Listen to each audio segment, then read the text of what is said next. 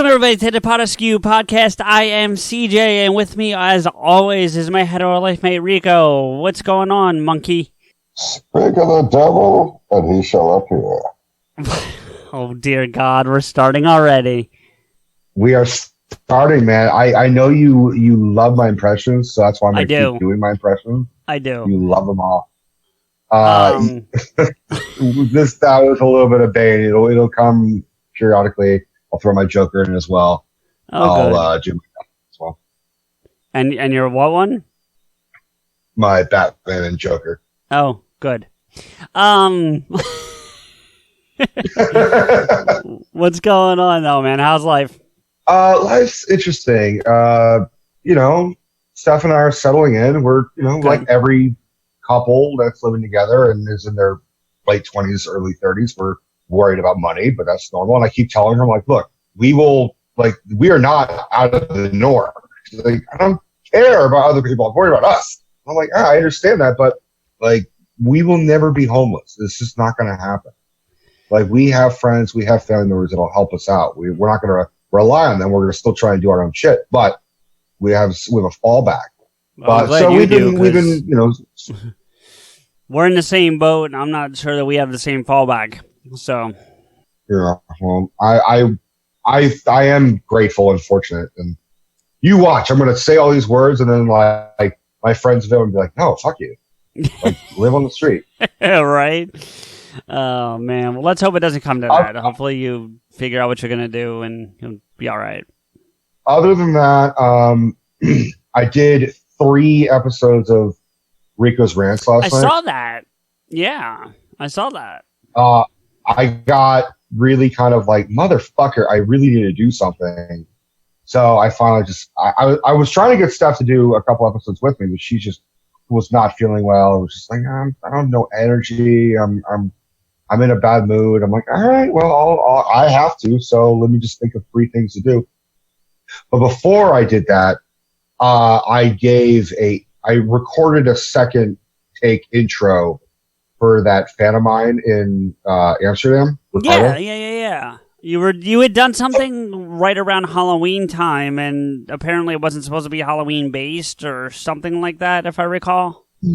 His English isn't the best. I mean, we can communicate. We write to each other and talk to each other a lot. Sure. And his English is very, very good, actually. But when he wrote out the script, it was kind of like I had to sort of translate it myself and figure out what he was trying to talk about. But yeah.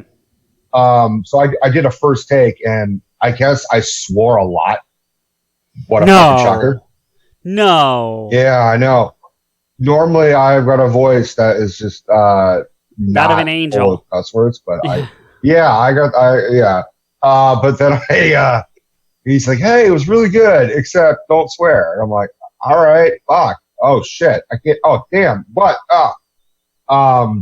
So I did another take, but I told him, I said, oh yeah, I'll do it. And then Steph moved in, officially we were going back and forth in the cars and her window. It was just every fucking night. I was like, I gotta do this, but I fucking don't want to do this right now. So he really kind of cornered me yesterday. He's like, dude, are you going to do that thing? And I'm like, oh shit, you're right. Fuck. So I said, all right. As soon as I get home, sat down, and this is the thing I was going to tell you off camera that I was going to tell you in the episode. I did so many takes last night, and because I was trying to get a feel for it and trying to, you fuck up, you have to restart a whole thing. Kind of like what we do. And there was at one point I introed it, said, welcome everybody to the PodAskew Podcast. Fuck! That's awesome. And Steph is off to the side, laughing her ass off. I bet. And I'm like, that doesn't even make any fucking sense. I don't do the intro. No, you don't. Do you still have it? Yeah, I have it. I'll send it to you. Yeah, send that to me. I might actually put that at the beginning of this episode just because. Anyway. Oh, that'd be good. So I finally did that, and then I was like, I'm on a momentum. Let me do some rants. And I did Iron Giant, which fucking, dude, one of my biggest regrets is that I waited 23 years to fucking see that movie. Because it came out like 95. Did it? I don't remember I know it was a long time ago, but it is so damn good. I was like, I'm grateful I waited to see it with Steph, because I was like, this is a movie you have to see with someone that really appreciates it and like you can be comfortable crying around. Yeah, it's got the feels. It's got some hardcore feels, and you can't help but compare it to Guardians of the Galaxy and Iron Man. Really? Yeah, dude. There's like, I don't want to spoil anything, but I mean, the big thing I can tell you is that Vin Diesel voices the Iron Giant. I knew that. I actually knew that already. So that's not. I mean, I appreciate you not wanting to spoil it, but that I knew. So hearing the voice, you're just like, at one point I was just like, I kept saying like, I am Groot. Yeah, right. Because there's a touching scene where he's learning to speak, and he says something like the kind of like, I have a soul, and I'm like, we are Groot, and Steph and I are like crying and laughing at the same time. That's funny. Great voice cast, man. I was really blown away. Jennifer Aniston plays like the mom of the main kid. Right. The main kid, I had like a sort of like, he has a real scratchy, like clearly going through puberty voice. And I was like, how do I know this fucking voice? And I was trying to avoid looking up the voice cast because I like to guess who's who. And when I looked it up, I'm like, I don't recognize it. It was like Eli Marenthal or something. I'm like, I don't know who the fuck this kid is. Yeah, I don't know that. Looked him up. Plays Stifler's little brother in the first two American Pie movies. Oh shit! Okay. So he's the kid who goes, fuckers. Yeah, and I'm like, oh shit, that's how I know it's fucking voice. Then I did one of Overlord because I saw Overlord with Michael. I'm hearing a lot of positive things about that for not being my kind of movie. It sounds kind of interesting. I expected it to be like the World War II version of Undead Nightmare for Red Dead Redemption. You know how like the expansion pack for Undead Nightmare is zombies in the Old West, and that's it from beginning to end? Right. I thought it was going to be that in World War II. It's not. It really is not. It is a straightforward World War II, like, sneaky espionage movie where they're, like, trying to take out this tower in this village the day before D-Day. Okay. So almost like... Or the day before Normandy. Almost like Valkyrie, right?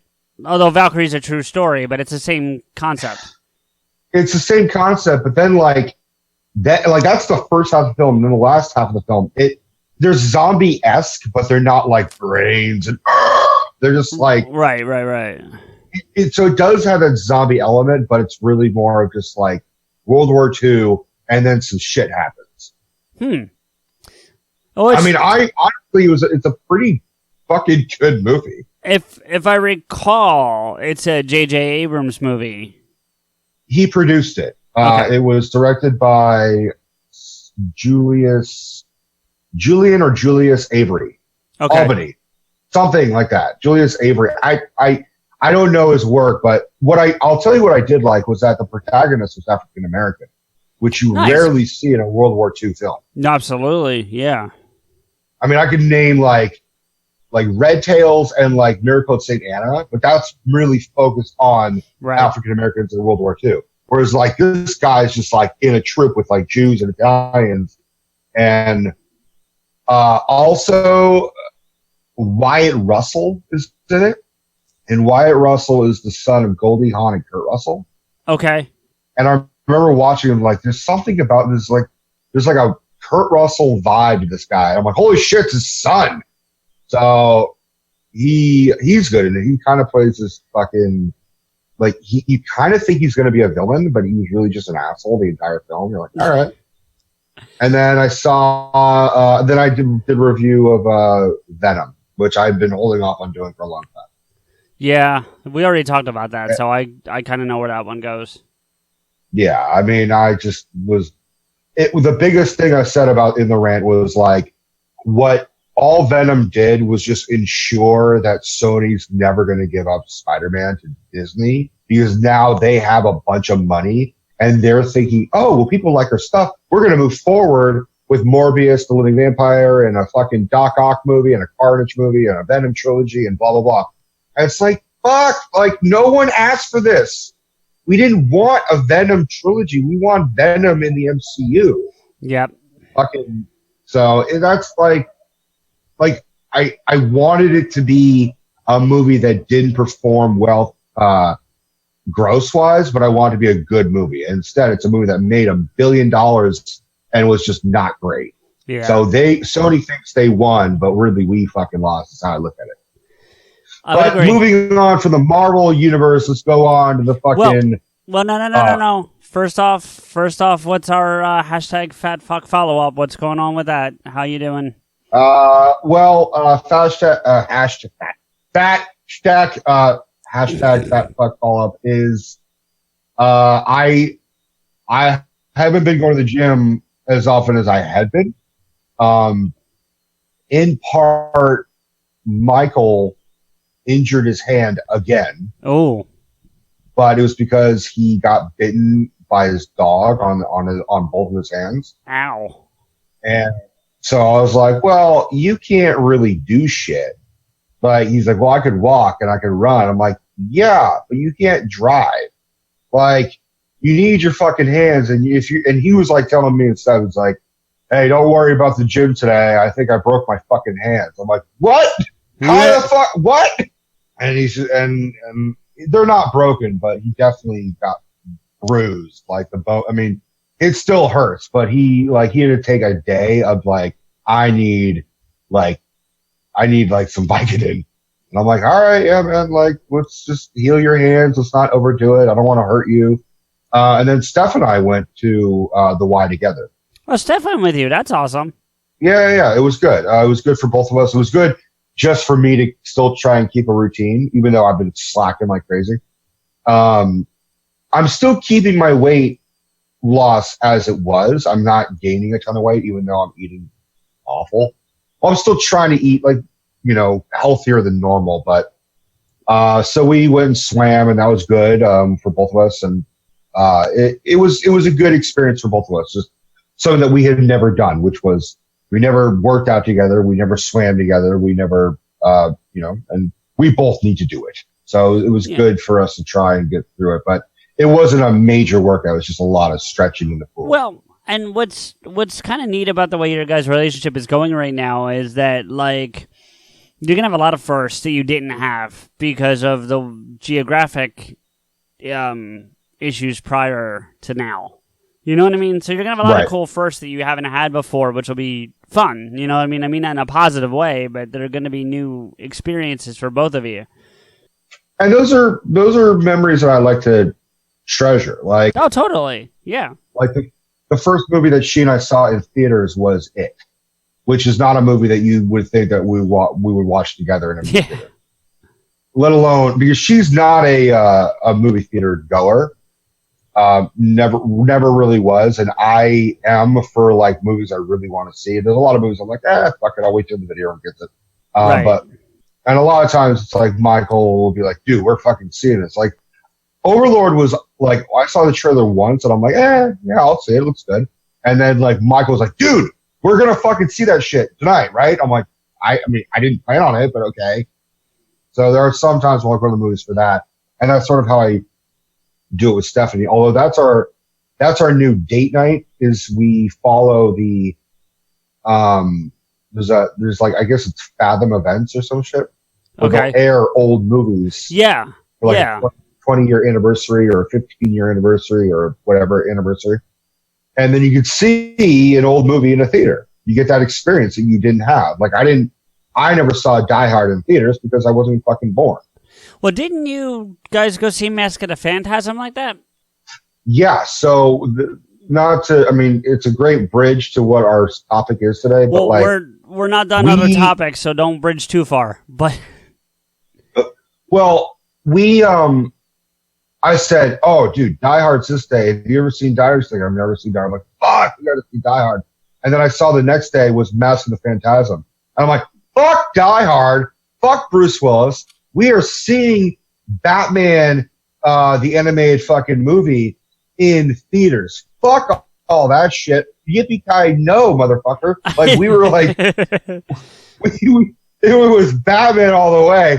And she's like, I've never seen that either. I'm like, fuck yeah, we're seeing this shit. Like, well, it's our date night. Do I get a choice? I'm like, fuck no, you can pick the next one. That's fair. At least she gets the next one. You gotta go with what she picks. I mean, by the way, this is also like, this was for me because the first one we did unofficially was The Princess Bride before this was a thing for us. Right. So we went and saw The Princess Bride when it was like their 15-year anniversary or some shit. I want to no, the Mask of the Phantasm. I was gonna say, did you see that box set they put out? I need to get my hands on that thing for the animated series. No, I didn't. It's there's a special collector's edition. I'm not gonna get my hands on because there's only like 69,000 of them, and I think they're sold out already. But actually, you watched Fat Man Beyond, the last one they just did for Stan, right? Yeah. It's the box they gave. Did you get through all of it or no? No. When was the other people like telling their stories and shit, like the audience? I was like, all right. That's when you were like, hey, I'm ready, and I'm like, fuck you, you're ready. You said 4:30. No, and you could have told me to wait. I would have been fine with that. What I had to take care of wasn't important anymore. But so I'm not ruining anything about the episode. But you know how they usually give away the 40X tickets for people who ask questions? Yeah. Well, instead of asking questions, they had people come up and just share their Stan stories. And the best... No, this wasn't this one. It was the one with Tara Strong. I'm getting my episodes blended together. I didn't see that one. In the Tara Strong one, they give away one of these box sets. And it's the entire animated series, all on Blu-ray with a whole fuckload of extras and 3 Funko Pops all in the box. Whoa. Yeah, it's a neat... I saw it when they were doing pre-orders at Best Buy, and it's like $200 for this thing, for that edition, for that one. So I probably won't get that one, but I'll get just the standard edition, I guess, for lack of a better word, you know what I mean? So that probably won't be as expensive, so I'll wait till that comes available, and I'll grab that. Because I do want the animated series on Blu-ray. I don't have it at all yet, so to have it on Blu-ray would be pretty cool. Have you not seen Mask of the Phantasm? Oh, I have, but it's been years. Dude, it is like a legit, just good Batman movie. Like, there are some great Batman movies. I would say, like, the top 5 best Batman movies, I could say. And I mean, like, straightforward Batman movies, not like, the direct-to-DVD. Like, Under the Red Hood is a great Batman movie. But it's direct-to-DVD, yeah. Yeah, if it was released theatrically, that's why it counts. Well, before you get there, because we're going to be doing the Dark Knight tonight, so we could start off with you giving us a list, because I want to hear it. But before you get there, to give people some context, this is the Sunday after we lost Stan. We've already done our Stan Lee tribute and put that out, and people have heard it. Right. And as we were just mentioning, you were watching Fat Man Beyond on the Stan Lee tribute that Kevin and Mark did, and man, as it got the feels. Oh yeah, it is. When you texted me, you said, fuck tissues, you gotta bring a whole roll of paper towels or something like that. Yeah. Was I wrong? I definitely got emotional, but I didn't, my heart broke a couple times. There's one part where Kevin is talking about Stan Lee. And you could tell he's holding back tears, but there's one moment where he lost it for at least 5 seconds. Yeah. Where he says, he's with Stan Lee's handler, and his handler says, he loves you, right? I'm like, yeah, I love Stan. Stan loves me. We all love Stan Lee. Like, no, dude. He loves you like a son.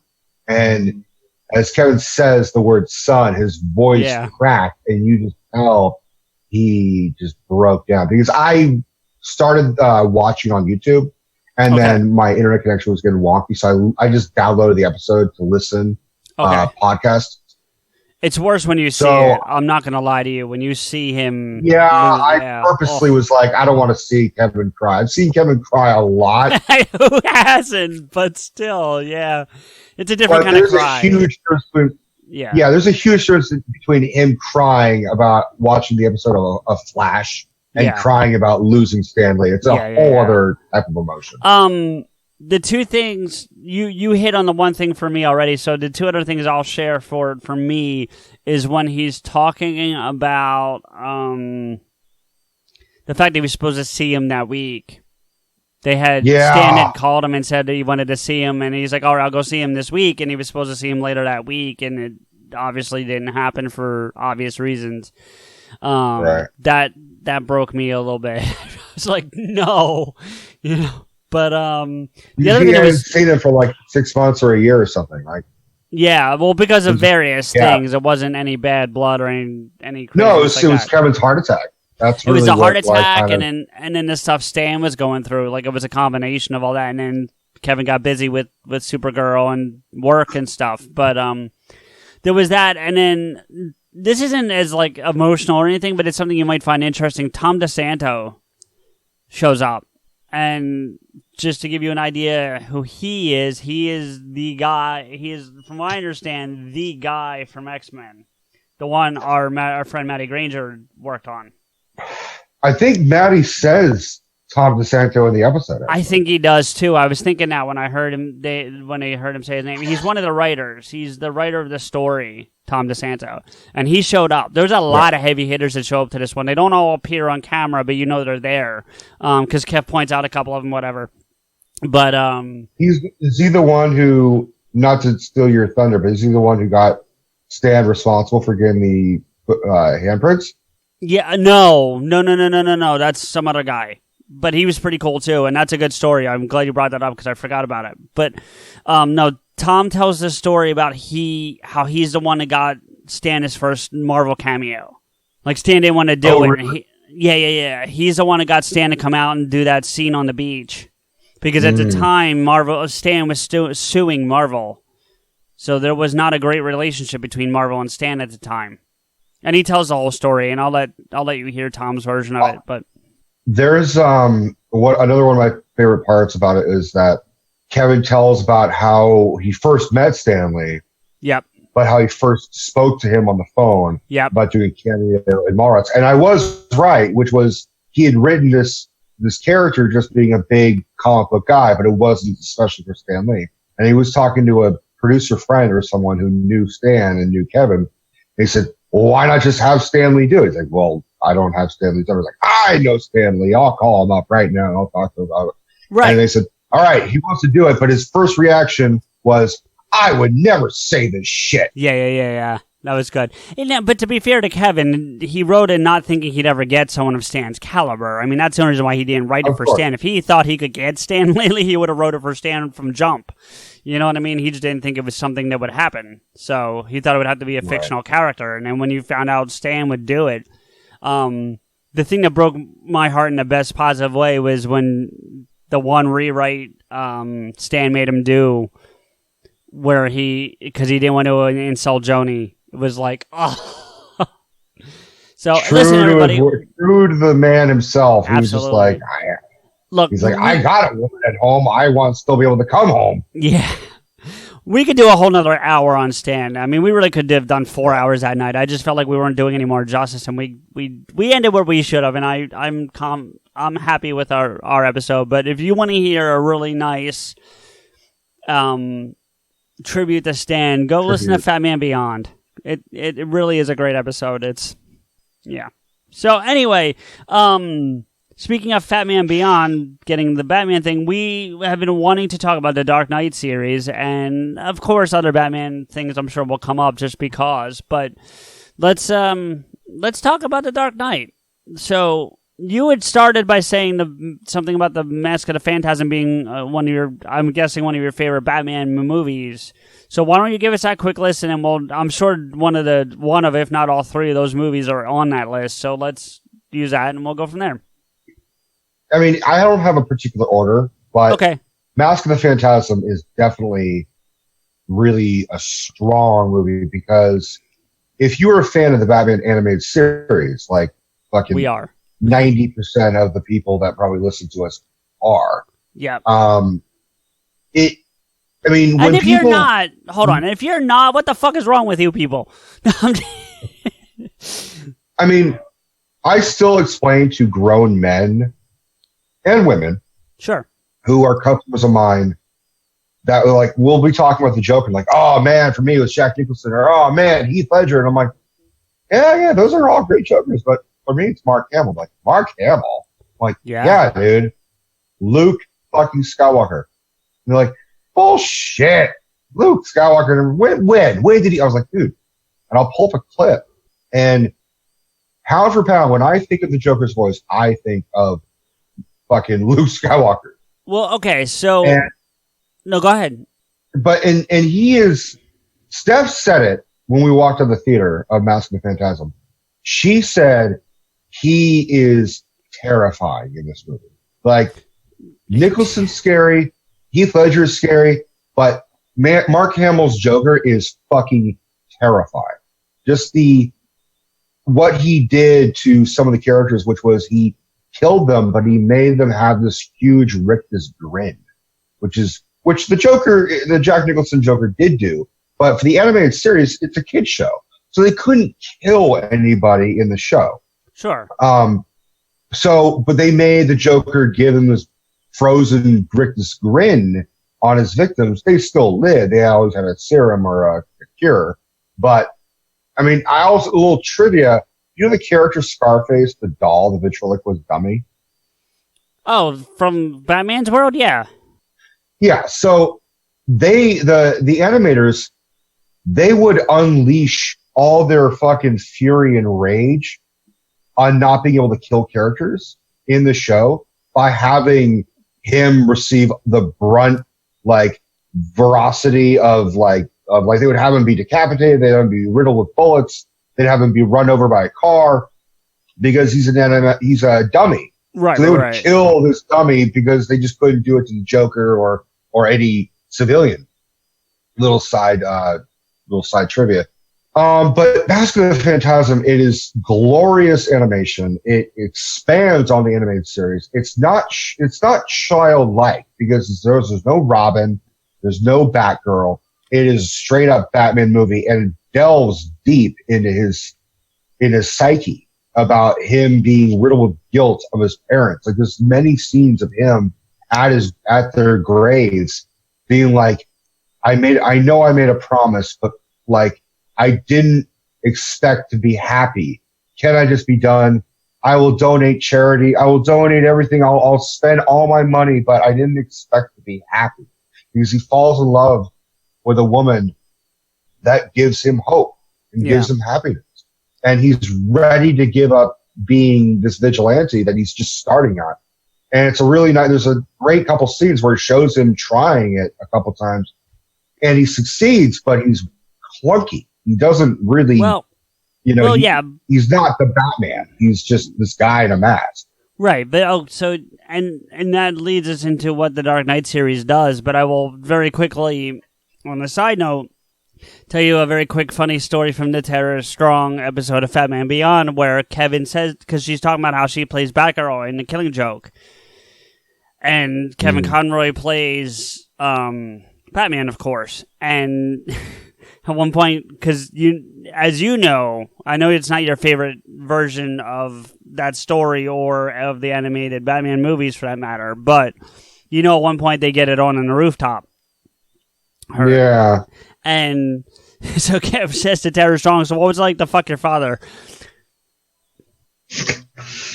I mean, that would have been her fucking Commissioner Gordon, really, but yeah. No, because of really. Tara Strong and Conroy, she said he was always like earlier in the episode, or not long before that question, she had said something about, like, he's like a father figure, because he is, I don't want to say substantially older, but he's older than her by a decent enough margin. Yeah. So. Yeah, 20 years. Yeah, so enough to be her father. So it was just funny here, and Tara went like bright red. But anyway, so you talked about in this Mask of the Phantasm scene about there's a couple of things you touched on that actually are running themes throughout the Dark Knight series. So let's start with the beginning anyway of Batman Begins, because I will tell you right now, that's my favorite of the three, hands down. Mm-hmm. Everyone loves The Dark Knight. I love it too. I think it's a great Batman movie. I've got a major issue with pieces of it. There's a whole section of that movie I skip altogether. Well, I don't skip it, but I hate it. And sometimes I skip it. It depends. Well, let's get to that when we talk about the Dark Knight.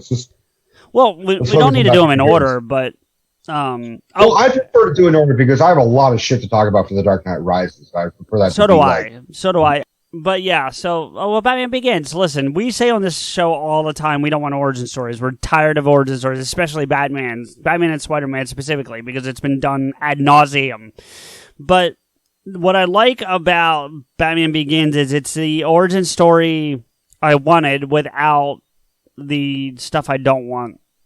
Do you know what I mean? Because the origin story of Batman is always about his parents and him in Crime Alley. And yes, that's covered as it almost always is, apparently. But, and in that, I do like the fact that it changed it from Zorro to Deflator Mouse, the opera about bats. I felt like that was a nice tie into him when he falls down the well. Like, I think that was well done, personally.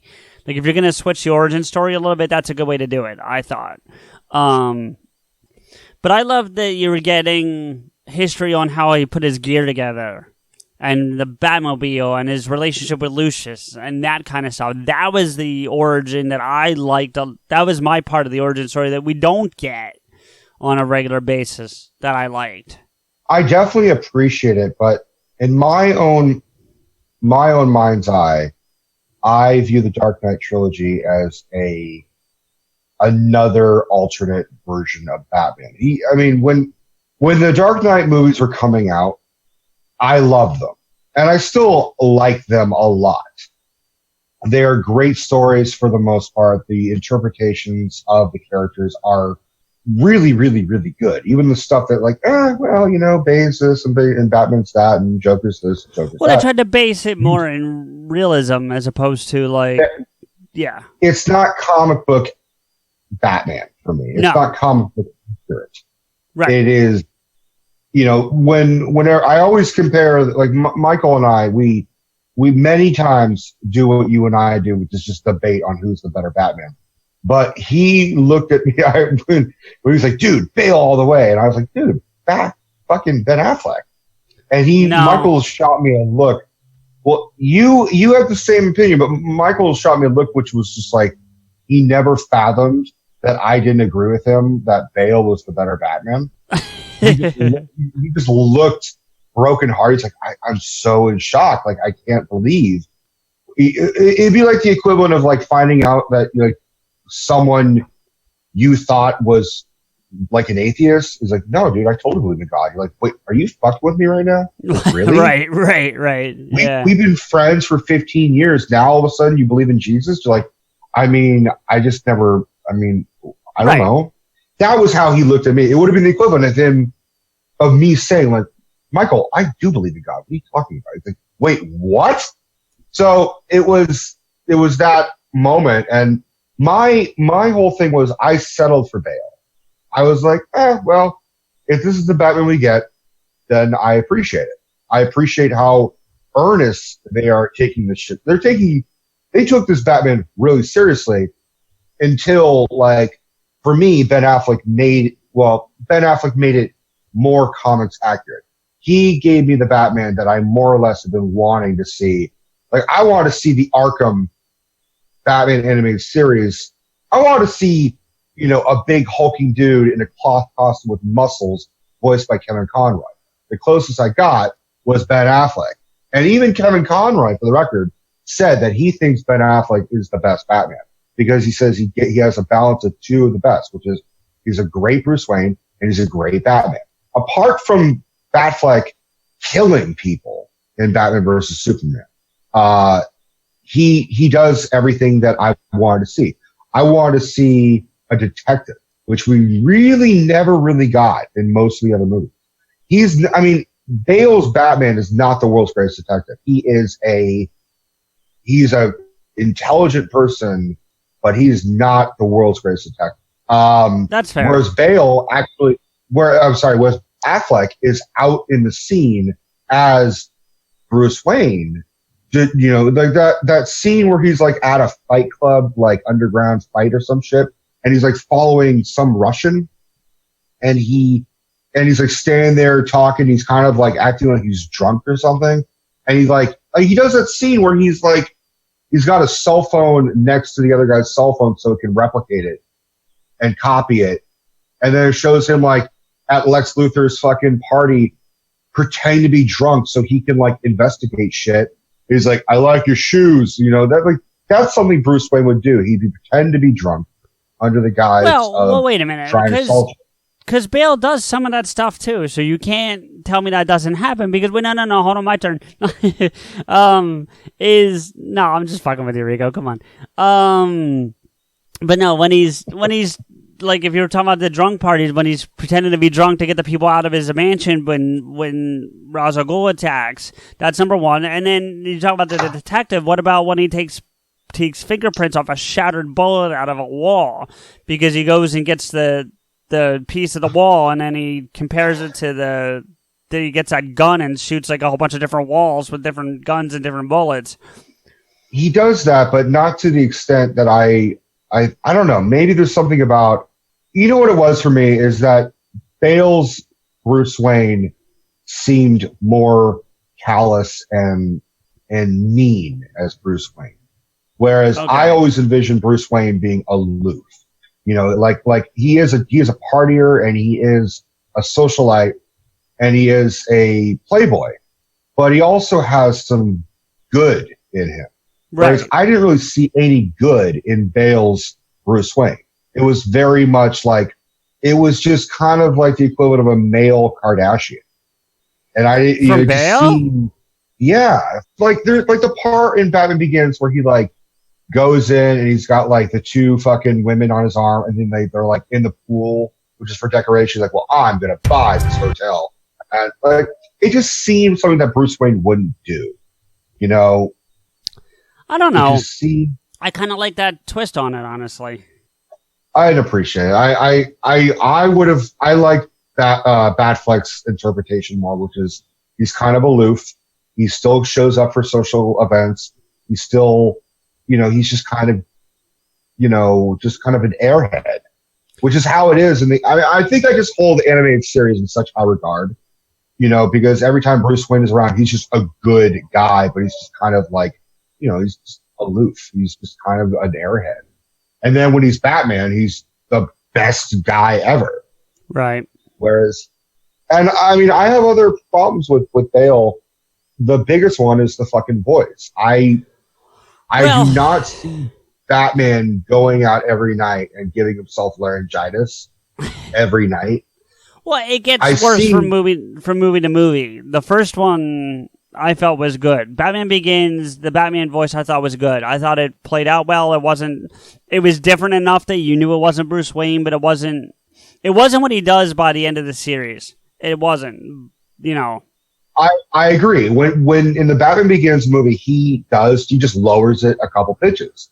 You know, he goes down to here. You know, I'm Batman. But then like Dark Knight Rises, like, it's like, holy shit, Cookie Monster, calm down. And that I just didn't appreciate it.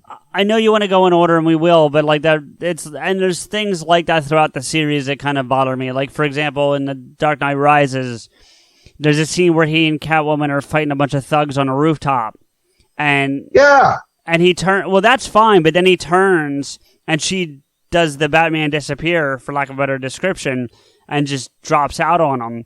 And when he turns back in the Batman voice by himself, he says, "So that's what that feels like." It's like you didn't need the Batman voice then, because it's just you. What I would have preferred, well, I argued it because I showed all three movies with Stephanie. We watched them together. And I bitched about that, just like you did. And she was like, well, he's always in the impression that there could be someone around. He's not going to, That's fair. I can give her that. But she was like, he just beat the shit out of a bunch of people. They might be behind him. I was like, you know what would have been great and why I appreciated Affleck more is because he had the voice modulator, which Kevin Smith kind of like wrote like as an idea. He's like, this was what I would do. And then all of a sudden they did it. I'm like, fuck, dude, Kevin should get some credit. But well, no, they use that in The Dark Knight Returns too. There's a modulator effect Not really. Yeah, it's a bit of a, especially when he's in the armor. I think it was just RoboCop's voice. I think he just sounded distorted. Oh, all right. That dude likes his cigars. Yeah. But if Bale had a voice modulator, I would not pitch because it would still sound, so that's what that feels like. It would sound distorted. Right. Then the voice you can't change the voice. Well, you mean kind of like what they do for Oliver Queen and Arrow. He's got that thing he flips on. Yeah. Yeah. But that's something that Batman would do. He'd be like, I am one of the most famous fucking people in the world. Me growling is not going to really do that much. Right. So look, the best way to describe it is like, say, for the sake of argument, Donald Trump becomes Batman, right? Oh, dear God. He's got a very distinct voice. Let's say he even like bulks up, he changes his physique, he's got a body for Batman. He's got a very distinct voice. He's one of the most recognized fucking people in the world. Hate him or love him, he is recognized. Right. And he was recognized before he was president. If he just growled, 100% all of us would be like, that is clearly Donald Trump in a Batman costume growling. Fair. Bruce Wayne is no different. Bruce Wayne is just younger. And, he would have the mind be like, I have got to distort my voice. I've got to change it so it's unrecognizable. That's what I appreciate of Batfleck. It looked like he was more of a thinker. He was more of an inventor. Whereas, as you said, Bale's Batman got everything from Lucius Fox. I mean, he really didn't make his own suit. He made his batarangs. Okay, so you made some fucking bat-shaped shurikens. Good for you. And he kind of did. I mean, he made modifications to the suit. He did take the memory cloth and do I think he did the cape. I think he did the cowl, to be fair. I mean... Okay, well, no, he got the cowl from another thing off-scene. He designed it, though, and got the two pieces and then built them himself. But he designed that shit himself. Okay, he didn't build the Batmobile. No, the tumbler he didn't build. That's fine. I mean, is the costume cool? Yeah, the costume's cool in a very Iron Man-esque kind of way. It's very, when I rewatched Justice League, the Flash's costume reminds me of the Dark Knight Rises costume. With the metallic kind of grid on it. It looks like metal on metal. Yeah. Whereas I can give it up. Really, they're just cloth. They're expensive fucking cloth. They're interwoven with fucking titanium bullshit or whatever the fuck. But I also appreciate Affleck's costume because you got the impression that it was just his physique under cloth. With the exception of clearly the cowl has some inner mesh woven into it so that when a guy shoots him in the back of the head, it just bounces off. But he still grunts. He's it shit still hurts his fucking head. I would say that the suit he wears at the end of Justice League is not that. But the one he wears in Batman vs. Superman and in the first part of Justice League is. I'm saying I think the opening suit of Justice League is a different costume than the one from Batman v Superman. I think they're very similar, but I think the emblem is different. I think the ears are different. Well, no, but I'm talking about the suit that he wears at the end when they go to fight Steppenwolf. It's more like it's not like the armor he wore when he fought Superman, but it's like a mixture between the two suits. Yeah, I think that's called. I think it's the tactical Batman. I don't know, but it didn't look great. He had weird Ray-Ban goggles that just looked fucking weird. Well, I didn't like the fact that it kind of bulked him up the way it's not supposed to. Just compared to what he was wearing. If he was wearing that all the way through, it'd be one thing, but the fact that he had that cloth-like one. But anyway, we're talking about the wrong Batman in here. This is not the Batman we're supposed to be discussing. I'm old enough for Michael Keaton to be my Batman. I was alive when the 89 Batman came out, but I gotta tell you, Bale is my Batman. I'm with Michael on this. And I understand that. I'm not holding you any grudges or anything like that. I'm just, some people have a different Superman, some people have a different Batman, some people have a different Spider-Man, and that's the best thing about that is we can still continue in debate, And, yeah. And like I said, I still appreciated the Dark Knight movies when they first came out, but there's a lot of, it's the growling, it's the fact that he relied on, he worked himself to a physique that he should have just had a cloth suit, but he was in a armor suit. Because with Michael Keaton, you took one look at Michael Keaton, you're like, this dude doesn't have any muscle. Yeah, but you have to think about the fact that at some point, someone's going to pull a gun on him.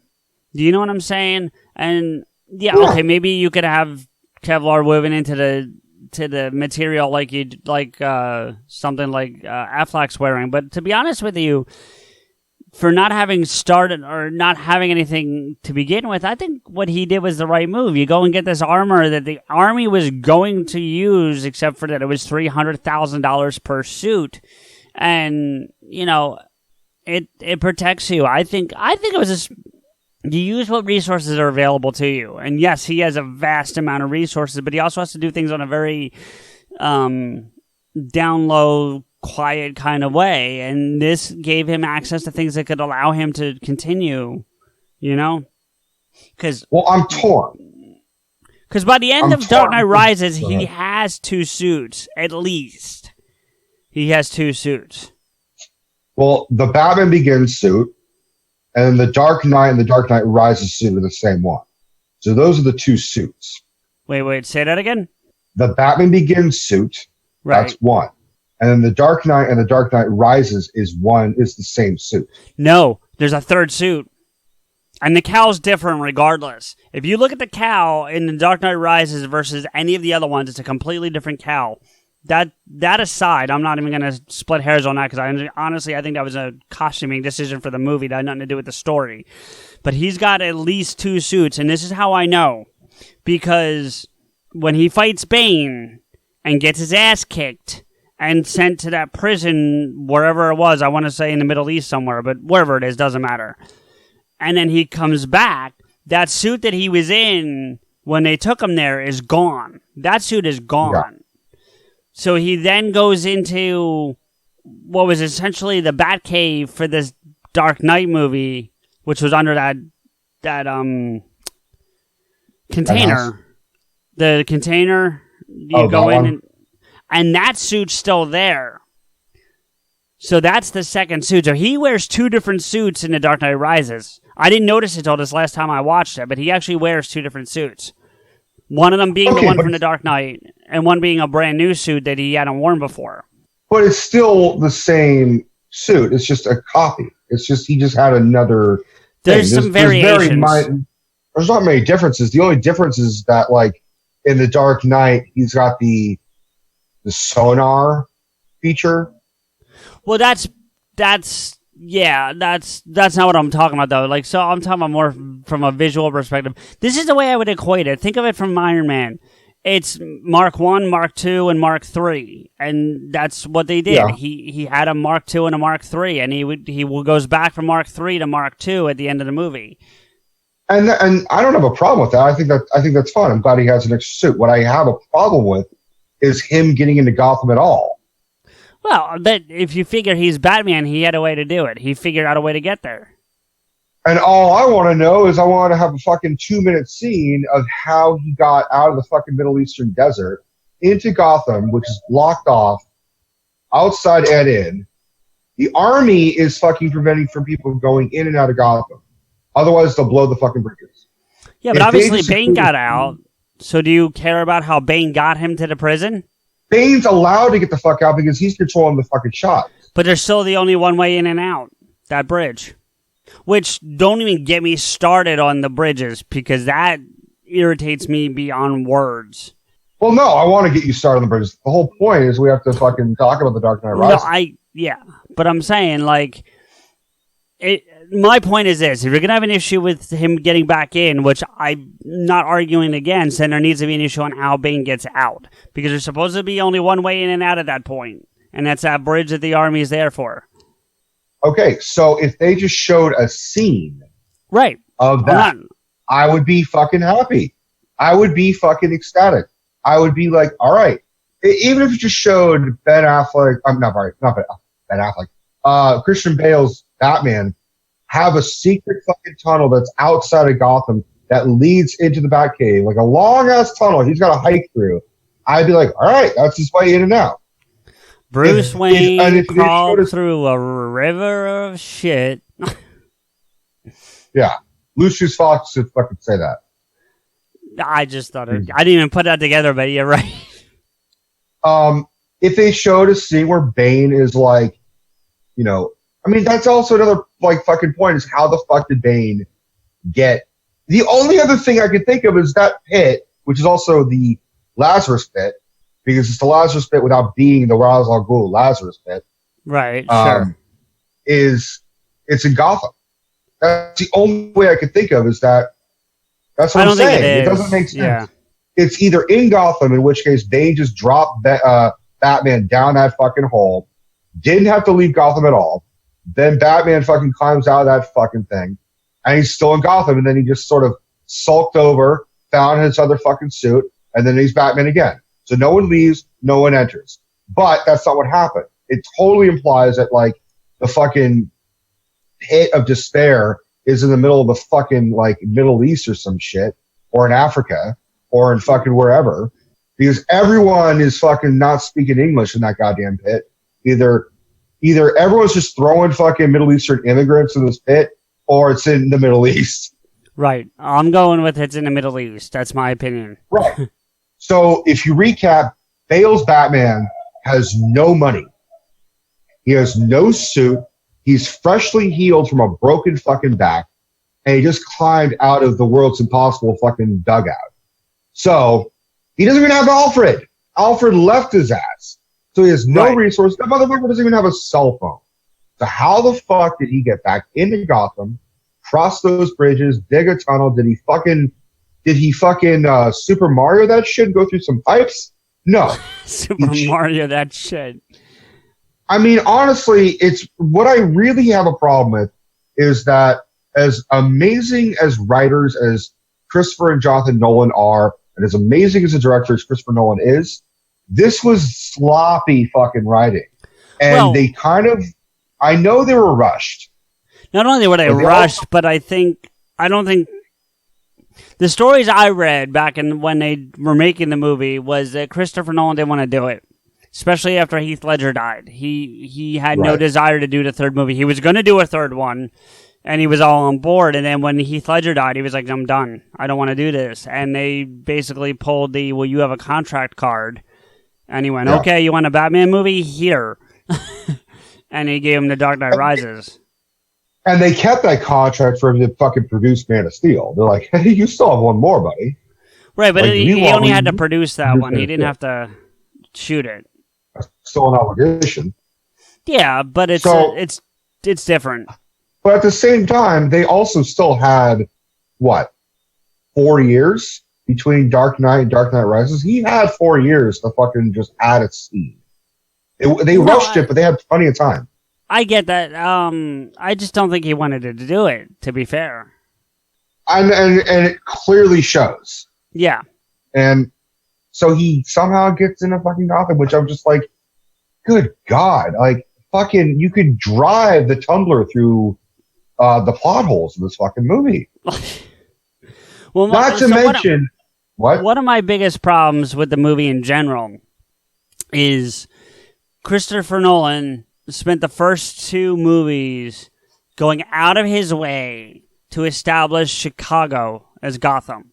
Mm-hmm. That was on purpose, not anything to do with tax breaks or tax credits or any of that bullshit. Like, he wanted to establish Chicago as Gotham. That was his goal. And then they go and shoot the third one, and it's Pittsburgh. Because they want some fucking bridges. Right, because they wanted they needed the bridges for the story, and Chicago's got bridges, but they're they're like drawbridge things that little boats go under. They're not like the bridges they had for Pittsburgh. That, and I heard that the only team that allowed them to come in and shoot the football scene were the Steelers. Yeah. So the Steelers' colors, are yellow and black, and they're also in Pittsburgh, so it worked out. But and he couldn't do it in Vancouver because Vancouver looks enough like L.A. It doesn't look like enough like New York or Philly or Chicago or whatever. Right. Plus, they don't have a football team, so they don't have a football team. That's right. If it was a hockey team, that'd be different. Right, but then you're a bad Jean-Claude Van Damme movie. But anyway, that's another. I'm glad you got that. Yeah, I got. So that was my biggest issue at first, was just to go ahead and make that change. That really bothered me, and it soured me from the beginning. Like when I heard they shot the scene at the Steelers Stadium before I knew that they used the whole thing in Pittsburgh, I was like, all right, well, that's fine. You can use their stadium, you can use that team, and then shoot the rest of it in Chicago. I mean, that kind of shit happens all the time. That, whatever. You know what I mean? But then I found out they shot the whole fucking thing in Pittsburgh. I mean, I didn't particularly care. I mean, when the only thing I had about, like, location-wise for me for a Batman movie was Batman vs. Superman, where they compared, like, Metropolis and Gotham were across from each other. That bullshit. Don't even get me started on that bullshit. But they compared it. They were like, oh, it's like San Francisco and Oakland. Right. And I was like, I get it. Okay. Yeah, I get it, and I think it's bullshit. Well, the irony is San Francisco is becoming more and more like Gotham at night than Oakland is. Well, here's the thing I don't understand. Like, and this is something I've never understood about DC, period. So it's not even about the Dark Knight movies. But, like, the one thing... Well, there's a lot of things Marvel, I feel like, does right. But the one thing that they really did right was they've never made up cities, with a few exceptions, like Wakanda. But that's, that's far and few between. Most of the places are real.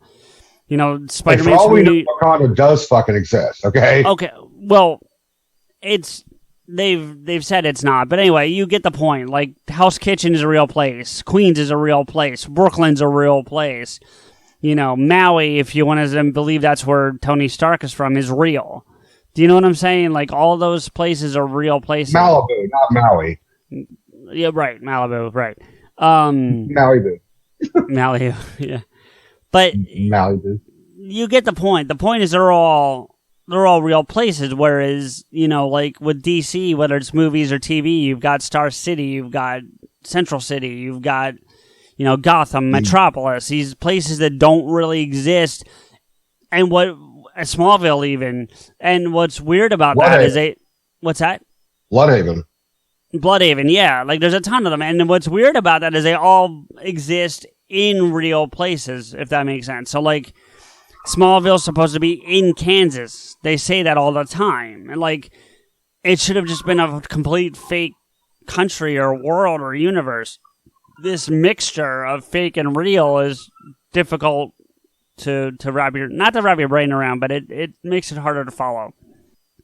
It's the Simpsons Springfield approach. It's like, well, your town, because there are, if I remember, there is an actual city somewhere in the United States called Metropolis. Oh, I don't know. Like, it's like Metropolis, Indiana. They have a Superman statue where, like, we claim Metropolis being in, like, Indiana or some shit. And then you take one look at, like, Superman's Metropolis, you're like, there's no fucking way it's Indiana. Right. So, I don't know, man. I didn't really get too bent out of shape about the locations of Pittsburgh and fucking Chicago. Okay, so my other problems were more. There's what? No, finish your thought. It really is. My other problems for the Dark Knight Rises are like the Bat, the whole autopilot thing, dude. Like, I call 100% bullshit, because there's no fucking way, as good as Batman is, even in his Dark Knight trilogy, that he is able to swim 5 fucking miles in the span of 5 seconds. That is not possible. Even for Batman, that's not fucking possible. Superman, sure. But Batman is still just a fucking man in a costume. Not to mention that costume would weigh his ass down. He would drown in that fucking... I have a thought and a separate complaint. So which do you want first? A thought. Okay, well, before I even get to the thought, actually, Metropolis, it was not the quibble, but just to be accurate, it's Metropolis, Illinois, not Indiana, but you were close, so I'm not even giving you shit. I'm just being accurate about it. Start with the 9. My thought is, if, let's just say it's got an ejection system similar to like a fighter jet, right?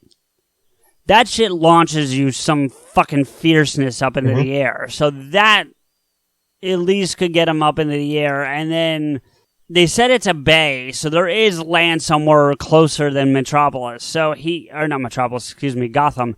But he could have landed somewhere else in a different direction. I'm not saying that's what happened, and I'm not defending it because I agree with you. But that's, you know what I mean? That's at least an idea of what could have happened for that. Here's my bigger problem, right?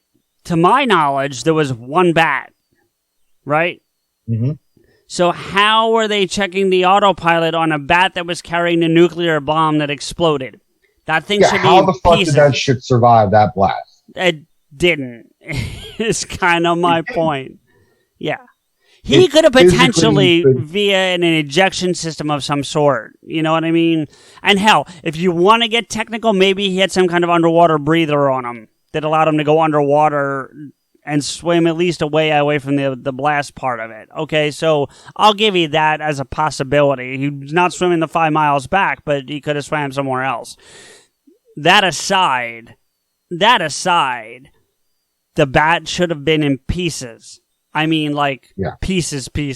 There's no way the only thing I can think of is that, all those scenes in Gotham after the fact, I don't think they're the next day or even the next week. I think they're a couple months down the road. I mean, you figure they're unveiling that statue. That takes time to build, right? I'm not talking years, but it takes time to build a statue. So let's say at least 6 months. Let's just say, for argument's sake, 6 months after the explosion that all that is happening, right? Okay. That might be enough time to go in and salvage the wreckage, I guess, of the bat. I would agree with you, with the exception of they are reading Bruce Wayne's will. Well, that's what I'm saying. They could be like montage flashes. I know what you're saying, and honestly, dude, if you got someone that rich and that famous, it might take 6 months to sort the will out. I'm not even joking. So that's possible. Not arguing against you, except that that's kind of what we do. But you know what I'm saying? That's certainly an option. I'm not defending it because I think it's as much bullshit as you do. And none of this stuff we're talking about are my biggest problems with the movie. Not even the Pittsburgh thing. When the fuck would Batman take 8 years off because, you killed my girlfriend? Fuck you. Yeah. You know who fucking died, Bruce? Your fucking parents died. Yeah. Right? The whole point of you being Batman is because your parents died.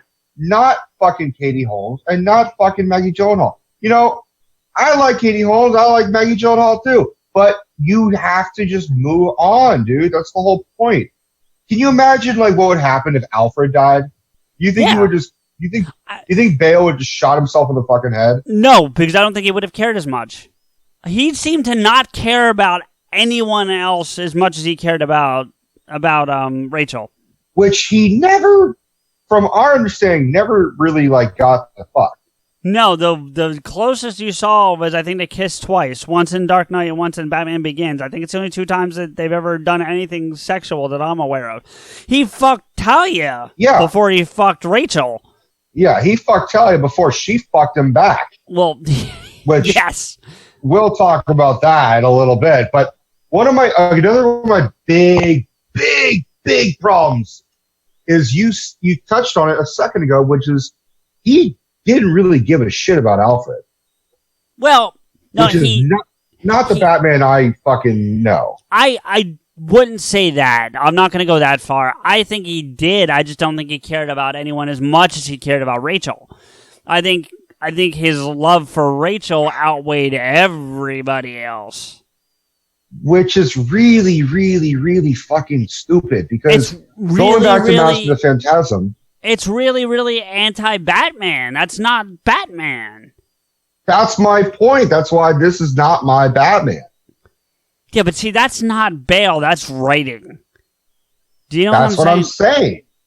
I don't really blame Bale 100%. I blame Bale for some of the choices he made. Like I don't voice. blame Bale for the costume. Yeah. I blame him for the voice. Yeah. That's really the only thing I blame. I mean, you can say, oh, that guy's a bad actor, but really you can say, well, the director just didn't direct him properly. Yeah, I don't think he's that bad of an actor, and I liked him in these movies. Bale's an amazing actor. Yeah. He's going to do an amazing job on this Dick Cheney role he's doing right now, the one that's coming out. Yeah, you beat me by a second. I was like, he is unrecognizable. Yeah. And the guy... You got to see the penis. And Sam Rockwell as W, Jesus. I mean, that's uncanny as well. I still think Josh Brolin did a better job, but I will definitely see Sam Rockwell's W and keep an open mind. But I don't... But Josh Brolin played Bush in the movie W, directed by Oliver Stone. Okay. Yeah, literally Thanos was fucking Bush at one point. Well, they both ended the world. Nails it. He nails it, dude. He sounds just like him. He looks just like him. He plays him throughout different points of his life. So it's young and then older. Right. Coked up and then he discovers Jesus. It is an underrated movie. It's not Oliver Stone's best, but it's definitely one of Brolin's best performances. I'll have to say, I've never seen it actually, but I'll have to check it out. Dude, fucking Tandy Newton plays Condoleezza Rice. Did you hear, not to get way off, and I know you're not a sports person, but did you hear the job she might be getting? Condoleezza Rice or Tandy Newton? Condoleezza Rice. No. She's interviewing for the head coach for the Cleveland Browns. Why? She's actually has a pretty good football mind from what I understand. I don't know that it's head coach worthy, and that's not because she's a woman. I just don't think she's a football coach. You know? She doesn't have that kind of... Did Trump appoint her? Because, I don't understand, this random fucking, oh, you know who'd be great as President of the United States? Donald Trump. You know who'd be great as a coach? Condoleezza Rice. What the fuck? Not to get into a whole thing, but college football has a selection committee for their playoffs. It's a slightly different format than the professionals do. And there's a group of people that pick the top 4 teams and then make the playoffs. And she was on the first 2 years of the 5 years that it's existed now. So she's known in circles as having a good football mind. I just don't know if it's coach worthy. I mean, if she is and she does a good job, more power to her, because it'll be awesome to have a female head coach. I think that's the cool thing to have a female head coach. I just don't know if she's the one to do it. But anyway, that's completely off topic. But since you mentioned her, I thought I would share. So one of the great performances is Richard Dreyfuss as Dick Cheney. Okay. I can see that role. Is really ooh, he's creepy. But back to, look, I never said Bale's a bad actor. I think he's a phenomenal actor.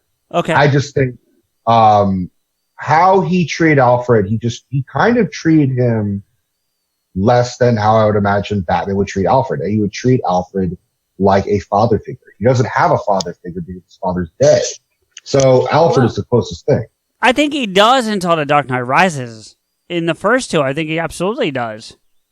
Well, I think he does until I agree. The Dark Knight Rises he does everything the opposite of what I would imagine Batman doing to a certain degree. He jumps back into being Batman without really thinking it through. It's just an impulse. His leg is all beat to shit. He's like, oh, I got some weird fucking new brace that lets me kick a fucking brick. Good for you. Well, wait a minute. Let's get back on the pod. Let's get in the suit. Let's try and stop Bane. He's 8 years out of practice because he's been fucking limping around Wayne Manor. Doesn't know what the fuck he's doing. Here's something I'll say about that, though. Because I remember thinking this when I saw it the first time. How the 8 years I'm with you on, but I'm talking specifically about the leg and the limping. Okay, and then the device he puts on his leg, the brace thing that he gets, right? How's that any different than what Brody does by the end of Civil War? Do you know what I mean? Like, it's kind of the same thing, you know? Brody? Yeah. You say Rhodey or Brody? Rhodey. Oh, I heard Brody. I was like, my first jump was like, all right. Fuck. I mean, any different? Well, the difference is that Rhodey got fucking paralyzed partially, whereas fucking Bruce Wayne has no cartilage in his knee. Right, but he's still... My point is they both have leg devices to help them past a condition. That's instantaneous fix. It's an instantaneous fix. Just seems a little off. Well, we don't know because we haven't really seen Rhodey in action yet. Yes, we have. Yes, we have. Right, in Infinity War. Yeah. Yeah, you're totally right. I completely fucking blanked on that. I forgot he was in that. He's not only in it, but he's walking around like he would before the thing happened. Well, it's walking a little stiff. It's not like he's not as okay, fluid. but for someone who's supposed to be paralyzed, he's moving pretty good. Fucking good. Yeah. Yeah. But where the fuck did Bruce Wayne get the leg thing? Did he get that from Lucius Fox, or did he make it himself? See, I understand your question. I'm not finding fault with it. That I don't care so much about. It's if you, and I don't even have a problem with him having the leg and it fixing it. My only point to bring all that up was that if you have a problem with that, then you should have a problem with Rhodey. That was my only point of bringing it all up. I honestly don't have any objection to it. I don't have a problem with the leg brace. I have a problem with the fact that has been training for 8 years. Yeah, I also have a problem with the fact that he's only been Batman 3 fucking times. I want to go back to your thought about. Well, no, see, I don't agree with that. That I know. Garmin says that, and we can talk about that in a minute because I disagree with Ralph on that very heavily. Because I know that's Ralph's argument, but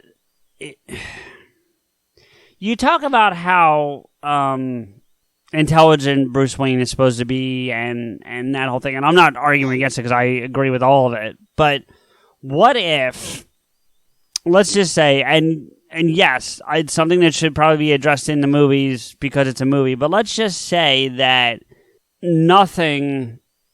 No, that's not it's not the word I want to use. None of what is going on with him in the limping leg is real. Like, maybe the cartilage part is real. I'm not going to argue that, but the limping and all. What if that's just an act to...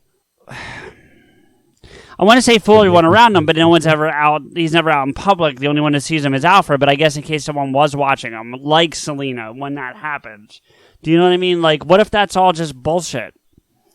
You know, well, and why a limp at all? Wouldn't that raise questions? What do you mean? Okay, say he's quote unquote faking the limp or something, right? Right. Why do it at all? Because he would have to. He would have to acknowledge like he had an accident or something. And Bruce Wayne is a very public figure who just drops away from. He drops off the face of the planet. Yeah. So if he made up a limp for the sake of being mysterious and I'm Bruce Wayne, I'm a recluse now, there would be like public knowledge that he got in a car accident or he fell when he was rock climbing or some shit. And he's all depressed because Rachel's dead, which would impact Bruce. The public knows they were friends and childhood friends and shit like that. But for the record, why the fuck is no one being like, Bruce Wayne went into hiding right when Batman disappeared? What the fuck? Yeah, well, there's that too. But I just think I had fucking problems with that movie, man. Well, like you said, there's plot holes. There's plot holes in the movie, and there's certainly plot holes in the whole series. I'm not going to disagree with that. You know what I mean? Like, I don't like the fact that Wayne Manor and the Batcave don't exist in the second one. As great as the Dark Knight is, there's no Batcave, not once. And don't tell me that underground thing is a Batcave. Like, I know it's a stand-in, and I kind of get what it's supposed to be, but that's not a Batcave. No, it's not. I don't view that as a fucking Batcave. I view a cave as a fucking Batcave. I view the anime series. I view even the fucking Adam West Batcave as the Batcave. More than that thing was. Yeah, I agree. I mean, as much as I bitch about the Schumacher films, they at least had a fucking Batcave. Right. No, I agree. I absolutely agree. And like, I had a thought and I just lost it. Fuck. Well, let me talk about Alfred. I just got it back. Hold on. We can go back to that, but I don't want to lose. I got my thought back. If he took 8 years off, why did he rebuild the Batcave? Like, why?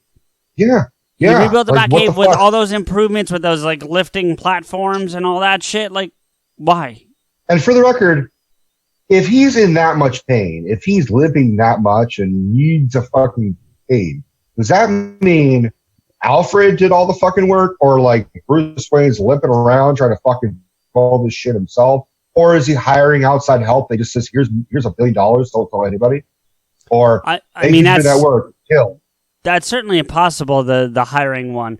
Here's going back to my point about why I think it might. Lucius Fox. What's that? Maybe Lucius Fox came and tinkered.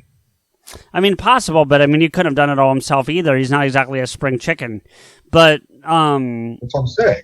But here's the one other thing I'll say about why I think the limp might be fake. There's a scene, and this just might be chalked up to a plot hole, but when he goes to visit Gordon Lucius? in a hospital. Oh, Gordon, yeah. And after he gets done getting his examination on his knee and whatever other stuff the doctor was looking at, and he basically says, don't do anything because you're going to fall apart, he jumps out the window and goes down, 3 stories or whatever, and doesn't bring the cane down. Right, as a tool, not a way to walk around. So that's the other, you know what I mean? He obviously walked around that room without the cane. I think he could fucking limp, but at the same time, I'm sure he's in an immeasurable amount of pain. But at the same time, he still went to the doctor.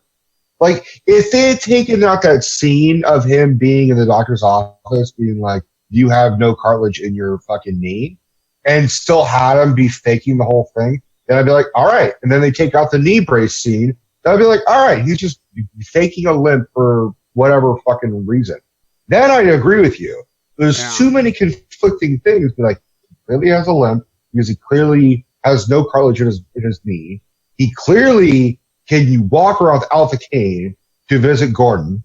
But, like, why? Like, it's just, that's the problem, is that there are too many, it's almost like Christopher and Jonathan Nolan wrote 2 separate scripts and smushed them together. Yeah. I mean, that's possible. On one idea. Here's the thing. Like, we've spent most of this episode, the hour and some change, or maybe 45 minutes of it, really kind of dogging on these movies. And I will tell you right now, they're still my favorite Batman movies. You know, I mean, that's the thing. Like, we're tearing away to these potholes and these issues, but I still love these movies. I mean, like I said, I loved when you were saying, like, oh, I like Batman Begins, that's my favorite. I'm like, I view them all as one story. I view the whole trilogy as one long story. I don't view it as a trilogy. I view it as one long movie. That, and not to get off on a thing, but that's how, and it's an episode I want to do, and we've talked about it off air, that's how I view The Matrix. I don't view The Matrix as 3 movies. I view it as one gigantic fucking movie. You know, so I understand. I view the Matrix as one movie, and then the Reloaded and Revolutions as one other movie. I view it as there's this one, and there's the others. I could see that, and I don't want to get into a whole thing because we're not here to talk about The Matrix tonight, but I mean, at least you get the point I'm trying to make. Like, I understand what you mean. I can see how you could do that. Right. I don't want to seem like I hated the fucking movies. Because, look, they gave us Heath Ledger's Joker, which is pound for pound cinematic gold. It is one of the greatest performances. Go ahead. There's a lag. I know. Go ahead. Finish your point, though. It just gives Heath Ledger's Joker is Oscar worthy. He is the only comic book character that has won an Oscar. It is, you know, when he died, and my friends and I were watching The Dark Knight in theaters knowing he had died, And then when he won his Oscar the year after he died, it was the anniversary of his death when his parents stood up there with his Oscar. At first, I was like, maybe they gave the Oscar to his family because he died. He was still an amazing performance, but maybe they did. And then I rewatched it again, later, and I was like, holy shit. No, dude, he earned that Oscar. He was terrifying. He was funny. He was mysterious. He was everything the Joker should be. He was not only terrifying, but he was terrifying and likable simultaneously. That's the interesting thing about that. The thing, like, you were terrified of him, but at the same time, you... Remember when we talked about Marvel and the Infinity War and you found yourself almost kind of empathizing with Thanos? It was almost similar to that. I'm not saying that Thanos is as good as that performance, but the same concept of, like, you kind of saw where Thanos was coming from. I don't know if you see where the Joker's coming from, but you found yourself like, I want to see more of this. Do you know what I mean? Like, I understood Thanos a little bit better than the Joker because Joker was just all about unraveling shit. Right. You know, Thanos wasn't like, I want to kill people because blah, blah, blah. Well, see, he wanted to, like, save the universe. Here's the thing about the Joker that I don't think we got, and that's because Heath Ledger died, is like, so earlier we talked about how Christopher Nolan didn't want to do the third movie because Heath Ledger died.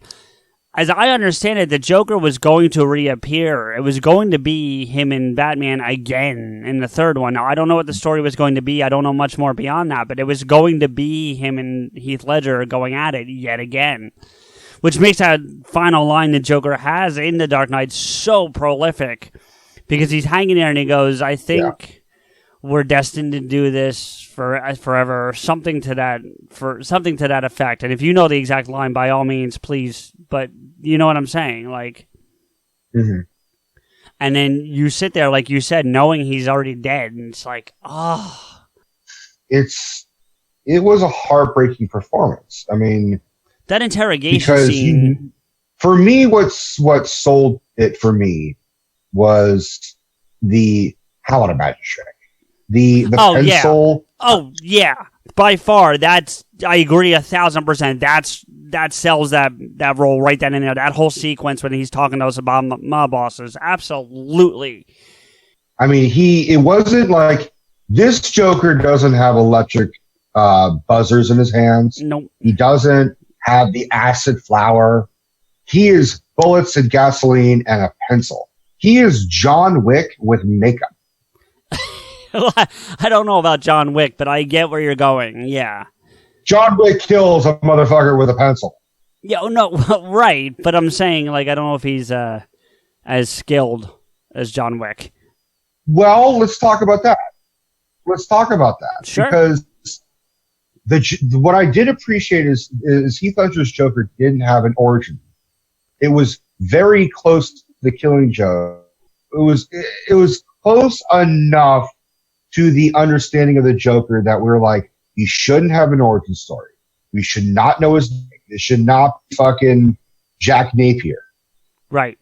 He is mysterious. He doesn't have Jack Nicholson's origin, which is very close to the Killing Joke, if not like, okay, he's a gangster.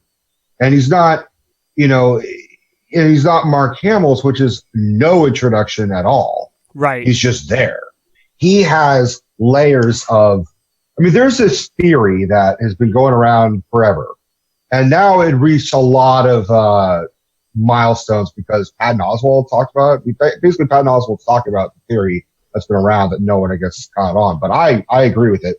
Is that Heath Ledger is like, his character was like a special ops, black ops soldier. He has a military trained mind. He knows how to shoot a gun. He knows hand-to-hand combat. Even if it's like him doing an unorthodox, like just kicking the Batman while he's down, he knows how to grab people. He knows how to put a knife to someone's throat. He's not out of practice. Right. And to feel that, when it's the funeral of someone and they have like the policeman outside and blah, blah, blah, and he's without makeup, he's twirling the fucking rifles with the other state troopers. Well, his whole crew is because he replaced the entire color guard. But yeah, I get what you're saying. But he would have probably taught them. He's the fucking leader of his crew. He would have been like, he's not like, does anyone know how to do this? He'd be like, I know how to do this.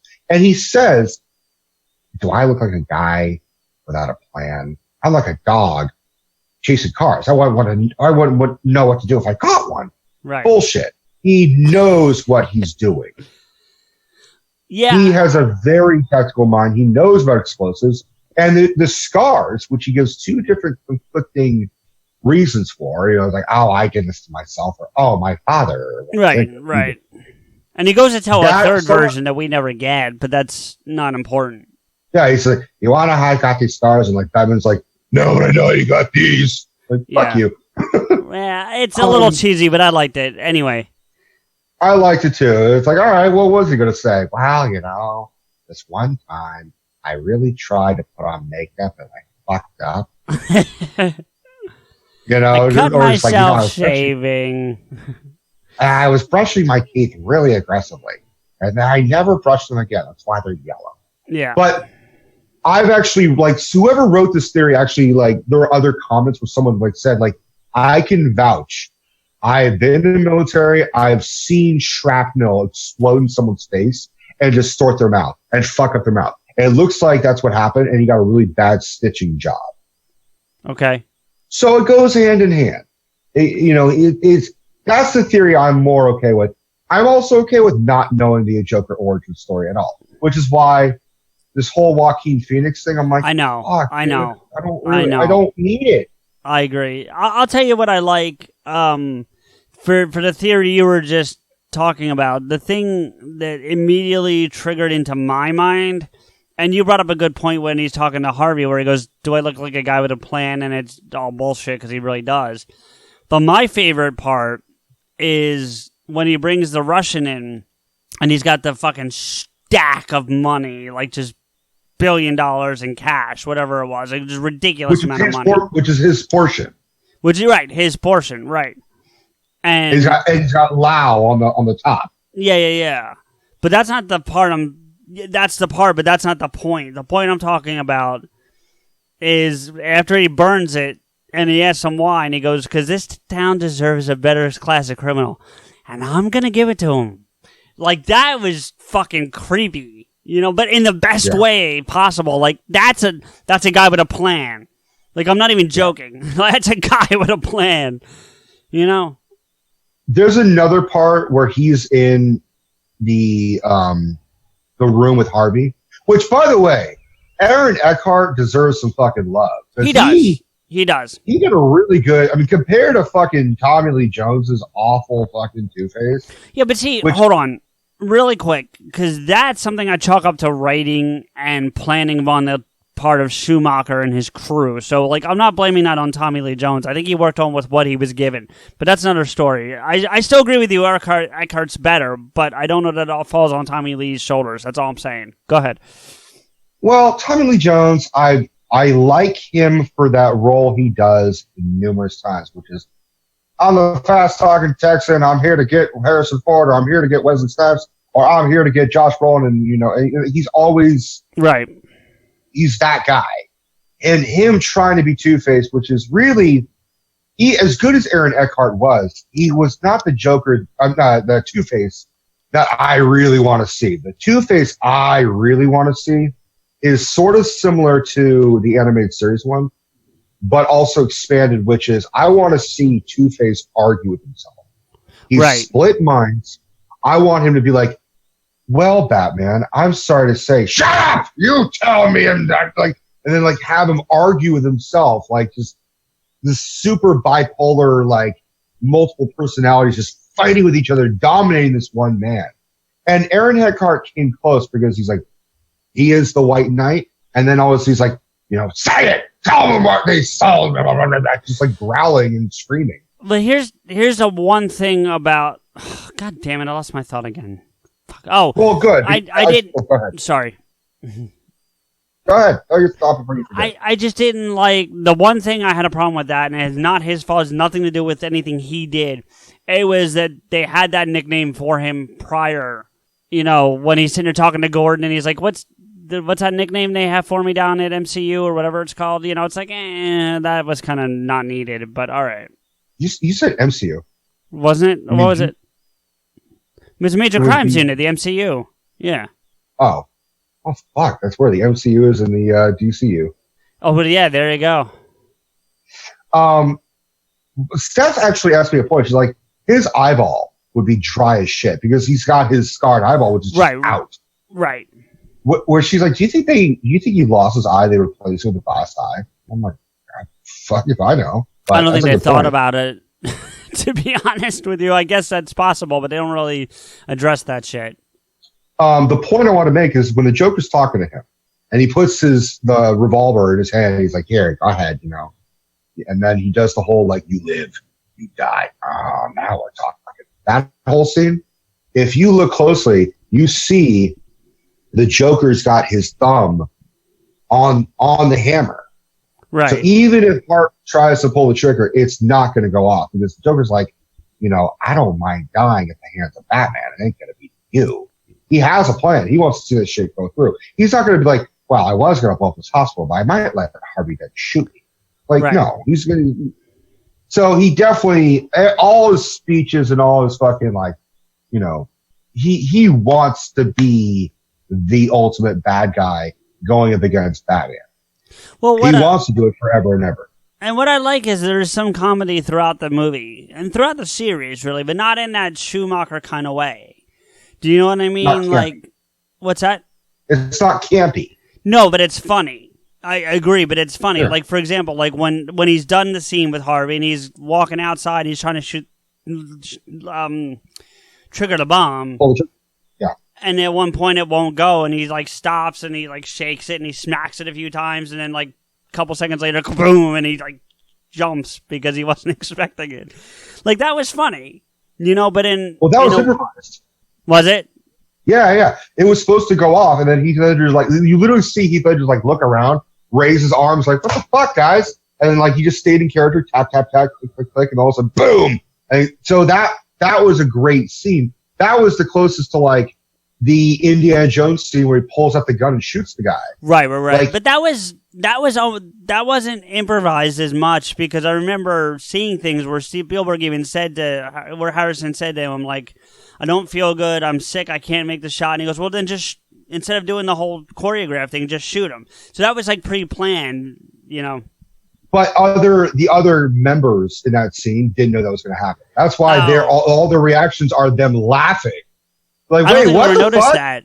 Yeah, I don't think I've ever noticed that. I'll have to look that up. But yeah, Heath Ledger did a magnificent job. I mean, you want us to do something about Hamill and Ledger? You want to do a comparison? Well, it's not even a comparison. Like, earlier you mentioned that you know, like, he's your Joker, Hamill, and I'm not taking away from Hamill in any way, but I differentiate between the animated and the live action. Not just for the Joker, for all the characters. Do you know what I'm saying? So, like... Absolutely. For me, if we're talking animated, my Batman's Conroy. Always will be. You know what I mean? Always will be. But if we're talking Batman, like I said earlier, it's Bale. Same thing with the Joker for me. Like, animated, you're right, it's Hamill. Every day, all day, without question. Mm-hmm. I want, you know, there's been other versions that I've heard, and I haven't liked any of them. Like, and we've talked about this before, but in Dark Knight Returns, it's Michael Emerson, I think his name is, the guy from Lost. Yeah. And I didn't like it. Now, if I recall, you did, but I didn't like that. I didn't love it, but I liked the idea he got, which was he based it off of Paul Lynde, who was, in the 70s, was this real, not flamboyant, but he was definitely tongue-in-cheek about his sexuality. And he had this, I mean, he was the voice of Templeton in the Charlotte's Web, and I think I always had that voice in my head. Not like, oh, I have Paul Lynde's voice in my head. It's just Templeton was a part of my childhood because I watched Charlotte's Web numerous times as a kid. So hearing the Joker sounding like Templeton was just a bizarre route, and it even got to me thinking, like, because I do want to be a voice actor. What if in a little fantasy, I get chosen to play the Joker? my obvious thing I would do is I would be like, well, it's got to be a Mark Hamill impression. It's got to be, theatrical, and it's got to be a little melodic, and it's got to be like all over the place, like Jerry Lewis and Hannibal Lecter. But obviously they'd be like, well, if we wanted that, we would just fucking hired Mark Hamill. Yeah. So I kept thinking, like, well, what would I do? I had to take inspiration from someone. And so I appreciate Michael Emerson's work ethic because anybody could try and copy Hamill. Sure. Like Troy Baker. Sure, and he does a great job. That's a good Troy Baker. He does a great job because he's doing a younger interpretation. Yeah. And the same thing with the guy who does it in the those Batman video games. That's not what are the you know what I'm talking about? The fucking those Batman video games that are like the Walking Dead video games. Oh, we just talked about him like 2 episodes ago. Yeah. I'll look it up because I don't remember. His name is Anthony Ingruber. Okay. He does a blend of Hamill and Heath Ledger and like Nicholson all rolled into one. Yeah, it's a little bit of all 3 of them. I agree. Yeah. So if I would try and do that approach of being like, I don't want to copy everybody, but I'm going to take inspiration and then put your own spin on it. Exactly. So like, who would I choose? Like someone who's got a quirky voice. So like, I would go with what Garmin does. Well, unfortunately, Garmin does it, but like whenever they do a live reading on Babylon for a Batman comic book, yeah, he always chooses Cesar Romero. Oh, no. He chooses Ed Wynn. For who? The Joker. No, he's always doing the one from 66. He even says it. You're getting things confused because he's done Ed Wynn for other characters. He's not doing Ed Wynn for the Joker because he does a Cesar Romero. He does a Cesar Romero, but he's definitely done, because there's been at least 2 or 3 episodes where he's done Ed Wynn as the Joker. And when Kevin heard that, he's like, holy shit, dude. Like, oh my goodness gracious, oh, Batman, I love you. Like, it is exactly what I would imagine if it was the Joker in the 40s. Yeah. It would be Ed Wynn. So I like that's who I would go. I would go someone like that if I was like chosen to be the Joker's voice. But I still think of Mark Hamill. I think of Mark Hamill as the Joker from the animated series and from the Arkham games. And but Heath Ledger did an amazing job. So I'm with you. Live action, Heath Ledger, animated, Mark Hamill. But I also love John DiMaggio's interpretation. It's good too, but you can't beat Hamill. You can't beat Hamill. No. Can I bring the room down for just a second? Just because of something you said? No. My dad, before he passed, was I guess he started regressing a little bit in life, so he loved like animated kids movies and Harry Potter and those kinds of movies. And I'm not saying anything against Harry Potter, but I'm just saying like he was more into those kinds of movies in his last years and months and days. And the last time I saw him, he had me put on Charlotte's Web for him. So every time I think of Charlotte's Web, it makes me think of the last time I saw my father. Well, I mean, that's beautiful, man. Yeah, and I didn't say that because you did something wrong or said something bad, but it just makes me think of the last time I saw my father every time I think of Charlotte's Web. That's beautiful, man. So anyway, I'll tell you something that's going with what we're talking about. Nothing about your father or something, but about the Joker. Yeah. I think how he got the voice and the mannerisms of the Joker, Heath Ledger, is from Tom Waits. There, you look. Just hear me out, okay? And all you listeners, I'm listening. Hear me out. There was you could find on YouTube. There is a Tom Waits interview where he is swirly as fuck, and he doesn't have the deep booming voice that he has now, where he's like, "God's away on business," which is one of my favorite songs of his. Yeah. When he's talking, he is clearly on something. And you could tell the interviewer has no fucking clue what he is like. Like, he's like, I didn't sign up for this shit. But it's Tom Waits, and he's got like a little fucking pork pie hat. And he's got like a kind of a a mesh of whatever suit he's assigned to wear. And he is chain smoking. And he's just kind of moving around. And he's like, I need an ashtray. I need to put my cigarette out. And the interviewer's like, how you doing, Tom? He's like, oh, I'm fine. How are you? Are you doing good? And you're like, it's the fucking Joker. It's the straight up Joker's voice. Right. And because I know Heath Ledger, it's been documented well that he based everything on A Clockwork Orange and a little bit of Sid Vicious and whoever played Michael McDowell. From Clockwork? Yeah, it's Michael McDowell. From Clockwork Orange. Yeah, Malcolm. So isn't it Malcolm? Not Michael. Malcolm. Malcolm. Yeah. Dude, I fucked up when I was talking about the Iron Giant the other day. I was like, oh, dude, the guy who plays the villain, the voice actor, he is so good. It's Michael McDonald. And then I hear in the background stuff go, Christopher. Christopher McDonald. Fuck. Yeah, Michael McDonald's a singer. I know. And then I broke up and that's my really shitty Michael McDonald.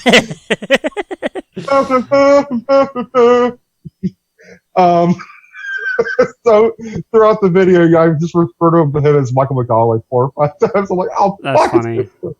It's the guy from Happy Gilmore. The villain. The what? So he voiced the villain, the other guy, like, I eat pieces of shit like you for breakfast. Oh, yeah. I can't think of his name. I'll have to look him up. I know who you're talking about. He's a character actor who's been in a bunch of shit. Yeah. It's Christopher McDonald. Oh, okay. I thought you were talking about Malcolm still. I'm losing your train of thought here, Rico. Don't worry about it. So he obviously based it on, because he wrote a diary as the Joker. Okay. So it's clearly documented in his diary.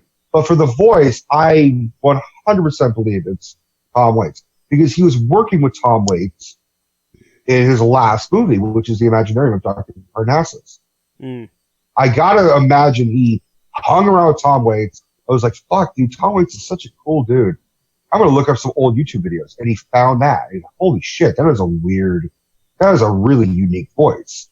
This, all on here. And then he evolved it. He made it his own. When people were watching The Joker, they weren't like, oh, that's Tom Waits. Fuck you, Heath Ledger. Like, holy shit, I've never heard this voice before. One of the things I love about the way Ledger does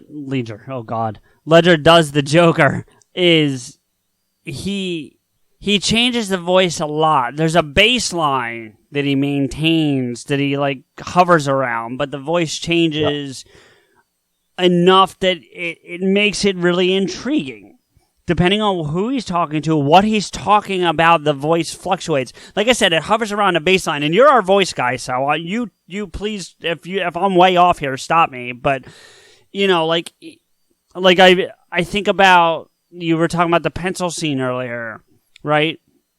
And I think it's Michael Jai White's character who calls him a freak, and he's like, no, I'm not. That he hits that T, you know what I mean? Like, he does that kind of shit. But then he'll be talking to Harvey way later on and be like, and you do it better than I do, but when he's talking about, I wouldn't know what to do if I caught it. Talking about the dog chasing cars. Like, that's diametrically on other sides of the room from each other. But you buy it. You buy into it hook, line, and sinker. Like, it fits. You know what I'm saying? And then he gets to the point where he's got this low roar after he's like, look at me. Yes. When he's talking to the fake Batman on the videotape. Yeah. Like, he doesn't laugh very often, but when he hit that laugh that one time on that video, when he just got done killing the fake Batman, man, that sent chills up my fucking spine. Well, he has numerous laughs. That's also what I love. The first laugh he's brought in, he's like, oh, ha, ha. And I thought my jokes were bad. Yeah. And then he does the giggle where he's like, why do you want to kill me? I don't want to kill you. He has, and then where there's a part where he's driving the truck and he smashes it and he's like, wah! He does this weird, loud, I love this. I like this job. I like it. I like it. I like it. You're like, holy shit, dude, this is unnerving. Or even in the same sequence, real quick, and I don't want to break them all down, but it's a really good one too. In the same sequence, after the truck flips, and he gets out, and he's sitting there with the machine gun, and Batman's coming at him on the bat pod, and he's like, come on, I want you to do it. I want you to do it. I want you to do it. Come on, hit me. Hit me. You know, and he just gets angrier and deeper and aggressive, and it's just awesome. Yeah, I agree. And you kind of channeled it for like, come on, I want you, come on, hit me. Come on. And which at the same time, you're looking at Bale, and Bale yells and goes, ah! And you're like, what are you doing, Bale? Yeah, I mean, it's nothing against Bale, but it was so... He does a good job. He holds his own against Ledger in that interrogation scene. That may be one of the best cinematic scenes I've ever seen, period. He holds his own there. I read Ledger insisted that Bale hit him in the face. Well, when he smacks his head on the table? No, like when he punches him. Oh, right. Yeah. I don't know. I didn't... There's only a couple actors that I've read, where they got hit in the face for real. And I'm saying this because it's a little segue. It's Ledger, and it's also Harrison Ford in Air Force One. Okay. He insisted that Gary Oldman punch him and really wail on him. Okay. And that's where Gary Oldman got the nickname Scary Gary, because he scared the shit out of everyone. And look, if The Dark Knight was going to be made in the early 90s, it would be Gary Oldman as the Joker. You think so? Oh, yeah. If Nicholson was not available, it would either be Nicholson or it would be Brad Dourif, who voices Chucky. I'm telling you right now, I'm going to commit what's probably known as sacrilege, but I didn't like Nicholson's Joker. I never have. He was too uncle, he was like a clowning uncle for me. Yeah. But he was creepy for me. You know, here's what it is for me, and I don't think I realized it till just now. I'm not even joking. The Joker is supposed to be Batman's equal on the other side. Is the yin to his yang. Seriously, they're supposed to be two sides of the same coin. Which is fucking stupid, because the opposite of a bat is not a clown, but go ahead. No, but I'm just talking about you're looking at the symbolism. I'm talking about Batman's equally as insane as Joker. He just controls it differently or uses it differently. Do you know what I'm saying? Yeah. Driven, all it takes is one push. Right. Exactly. And I've always kind of viewed it that way. And Nicholson is not the equivalent to Batman. I think he's the equivalent of that Batman. Maybe. In the same sense of look at it this way: Jared Leto's Joker compared to Ben Affleck's Batman. Oh God, not even close. In a perfect world for me, it would be Heath Ledger's Joker against Ben Affleck's Batman. That would have been interesting. I would, or even honestly, say we take Heath Ledger off the table. Say Heath Ledger never portrayed the Joker. It just doesn't exist. Right. I would actually be I would love to see Joaquin Phoenix's Joker against Ben Affleck's Batman. I just think the Jared Leto's Joker was just fucking awful. Yeah, it was poor choices. It was. There were parts of his Joker I liked. There were scenes that I liked, being very honest. Well, you only get 4 fucking scenes, really. Yeah, but, yeah. I like the part where he's interrogating some dude and he purrs. He what? Oh, the one I liked, my favorite scene of his was when he's in the car with Harley. I didn't like his laugh. I think he had the worst fucking laugh. What fuck? Yeah, the laugh was terrible. And that's going back to Ledger, that's what you talked about. He had multiple laughs depending on what he was doing.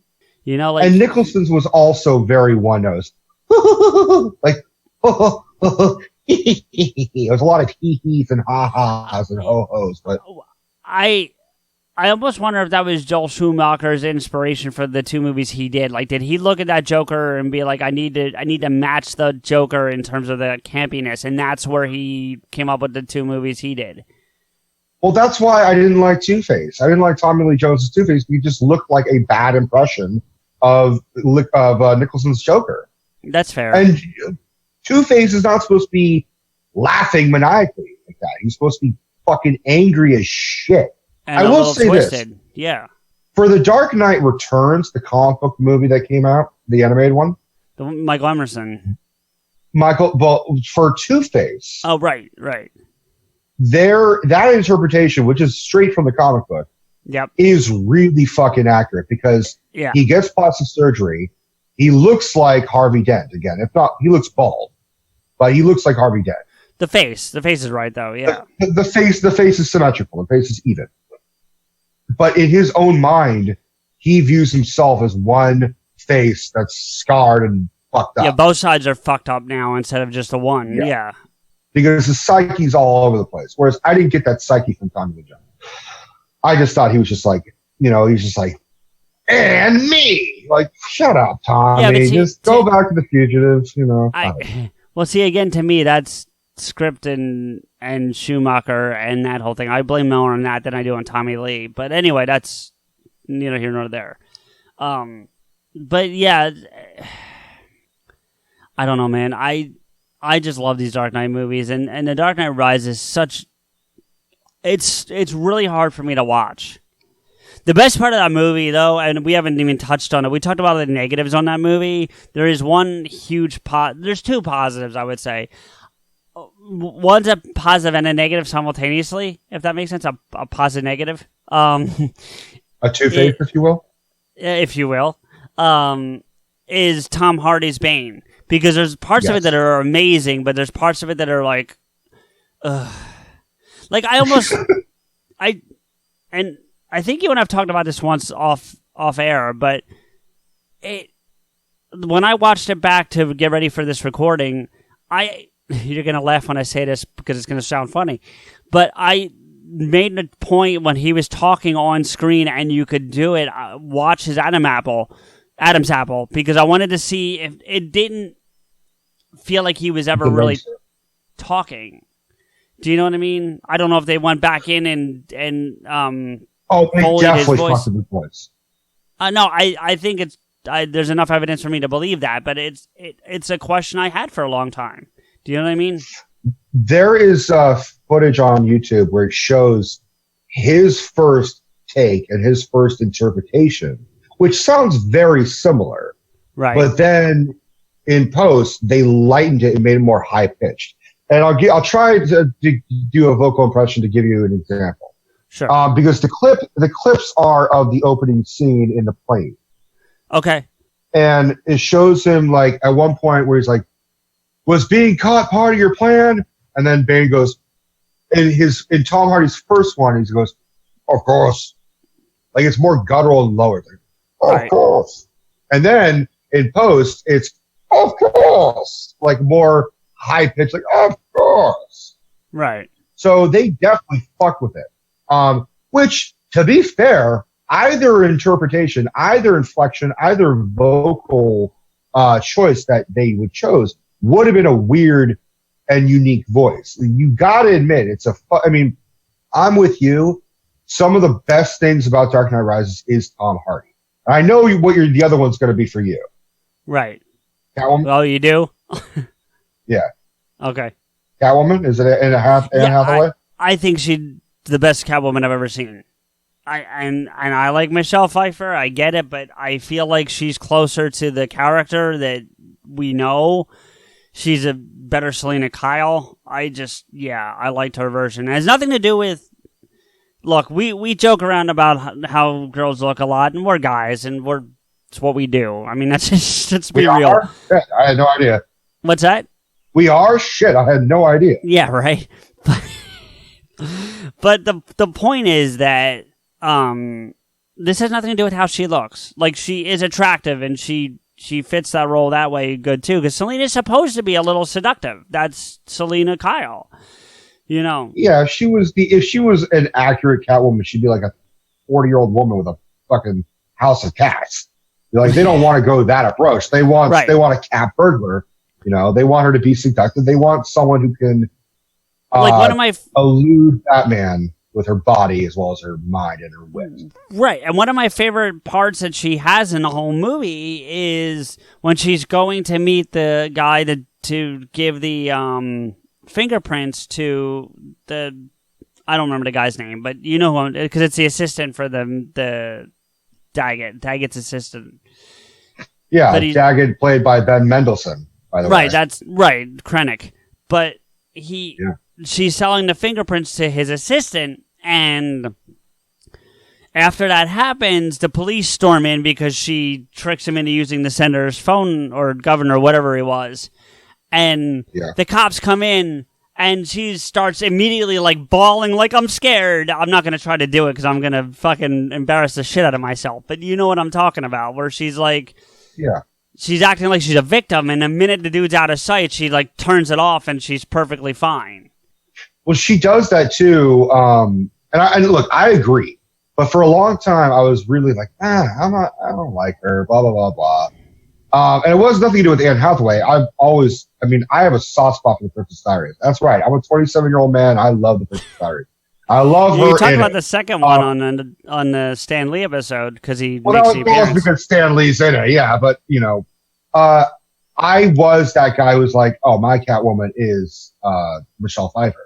But that was because I looked at it as like she is the perfect Catwoman for that movie. You can't have Anne Hathaway's Catwoman for that. Anne Hathaway's Catwoman is perfect for this Bale, kind of gadget using Catwoman. I agree. I have a problem they didn't call her Catwoman, by the way. I think they call her the Cat. I think at one point, Rico, and I'd have to go back to watch it, so I'm not going to sit and say this is gospel, but I think if you go and watch the movie again, when he has her rap sheet up on the screen after he figures out who she is, do you know what I'm talking about? Yeah. I think it says Catwoman on the screen. You're right. It's never verbally said, but I think it does say Catwoman on the screen. No, it says the Cat or Cat Burglar. It doesn't say Catwoman. Okay. The only time the only time they say Catwoman is in the subtitles where she says something. Okay. But they refer to her as Selena Kyle the entire time.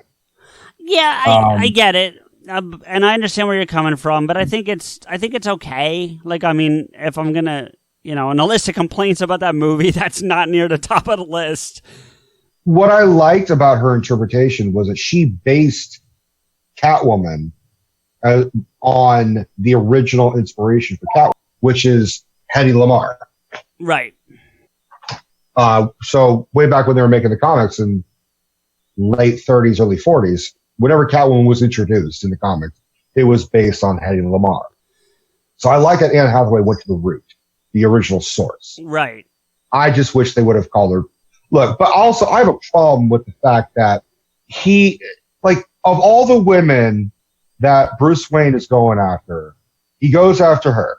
Like, I get it. I get the attraction. I get the, she's fucked up like me.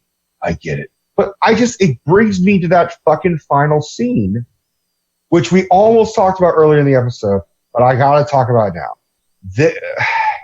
The fact that Bruce Wayne is sort of mildly torturing Alfred, because Alfred thinks he's dead. Alfred mourned Bruce Wayne, and he has this really fucking heartbreaking scene where he says, I failed you. Where he's talking to Thomas and Martha Wayne's tombstones, and he is brokenhearted. And I got to give it credit. This is when Michael Caine acts, because throughout the movie he's really not acting. He's having fun, and he's doing his lines, and he's being Alfred. But this is when he's fucking acting, which is like, I failed you. I failed you. You're like, holy shit, dude. I feel for this guy. And then he goes off to fucking Italy, sits at the same cafe, which, by the way, he never told Bruce Wayne where that location was. Right. I've been to Italy. There's a fuck ton of cafes in Italy. They invented coffee. To be fair, maybe it's the only place you can get this alcoholic beverage that he drinks, because he says the name of the drink. No. Okay. That alcoholic drink is a Fernet. That is Fernet is a licorice liqueur. Okay. Which it's disgusting. It's an Italian Jaeger. Okay. That's all it is. And so he's at the fucking cafe and he talks about this whole, he talks like, before you came back to Gotham, when you were all fucking in Nepal getting your ass kicked by fucking Ra's al Ghul and shit, I would take a holiday, which means he went to Italy every fucking year and he didn't do a goddamn thing. So good for you, Alfred, for fucking taking advantage of that vacation when you had nothing to do. Right. You had a house to periodically fucking feather dust. You didn't do shit. But good for you for taking that fucking vacation. So he goes to the same cafe, had his same fucking drink, and he would envision and imagine that he would see Bruce Wayne sitting across little yonder with a wife and some kids. And he'd be happy that neither of them would say anything to each other, but they would just acknowledge each other, and that would be it. That's what he wanted. And Kevin Smith says it's like it's a Goodwill Hunting moment, where they talk about this thing in the middle of the fucking movie, and at the very end, that's what he gets. Where Ben Affleck, with Batman of all fucking things, telling Matt Damon, I go to your house and I wish, for about 10 seconds, I wish you were not there. Right. And you just fucking took off. And at the end of the film, he does. And it's a beautiful scene. So they stole that. I mean, it is a good idea and it's a good scene. But having that to be the ending ruins the film. Because Bale should have fucking died. Batman should have died. Well, we talked about that earlier in the ways that he might not have. I'm not disagreeing with you, but there's those ways. Did you you did notice who was sitting with him? Yeah, it was Selena fucking Kyle. Yeah. Wearing his mother's pearls, by the way. Yeah. Which I gotta think are a little like, hey, remember these pearls that you stole from me and I had to steal them back from you and then I got my back broken because of the whole fucking thing? Here you go. These pearls have seen way too much mileage for just being some fucking pearls. So he's sitting, it's the end of the movie. Alfred's back having his another fucking holiday, presumably retired at this point. Fuck, dude, just stay in Italy, learn Italian, fuck some Italian chicks. And then he's sitting at his cafe and he sees a little yonder. He sees Bruce Wayne. He sees Bruce Wayne sitting with fucking Selena Kyle. And he just kind of he gives him this look of oh, hello. And then he just gets up and walks the fuck away. And Bruce Wayne kind of gives him a little fucking hey, how are you? And blah, blah, blah. End of the movie. If I was fucking Alfred and I mourned Batman and if I mourned Bruce Wayne and I see that motherfucker sitting across from me, which by the way should never fucking happen because Bruce Wayne's presumed dead. And we already talked about how Bruce Wayne is globally recognized. There's no way he'd be sitting in a fucking cafe. He'd be in hiding forever. You have to get plastic surgery. To be fair, he wasn't recognized in Nepal either, except by Ducard. That's true, but he wasn't as famous. He wasn't as globally known. I don't think he was just a kid. I don't think he's any less. Because think about what I don't want to necessarily argue against you, but think about if that's your argument for why he'd be recognized now. Think about when he was meeting with Falcone in Batman Begins before he ever leaves for Nepal or any of those other places he goes to, wherever he does his travels to. I know he ends up in Nepal, but when he's sitting there talking to him and he's like, "You're Bruce Wayne, the Prince of Gotham. You'd have to go 1,000 miles before anyone would know who you were." So I mean, he's that famous at that point at 23, 24. So I always envision being about 17 in that scene. No, because he's coming back from Princeton. He can't be. He's in college, so maybe 20. I'll give you 20, but he. All right. He was in college, so to that point alone.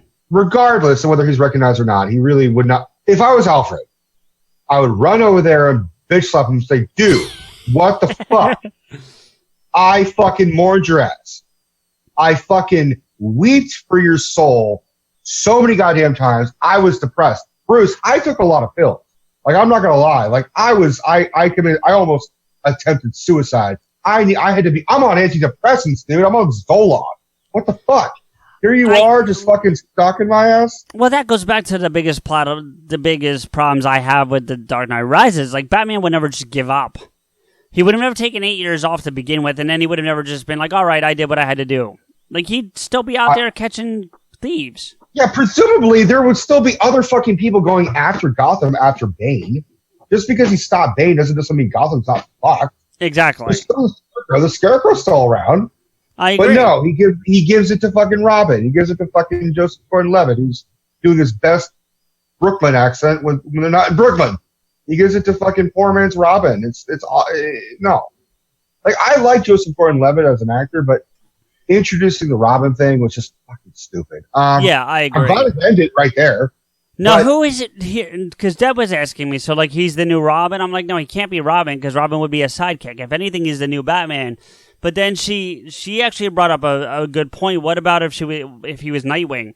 Well, he would be Nightwing. You think he would have been Nightwing?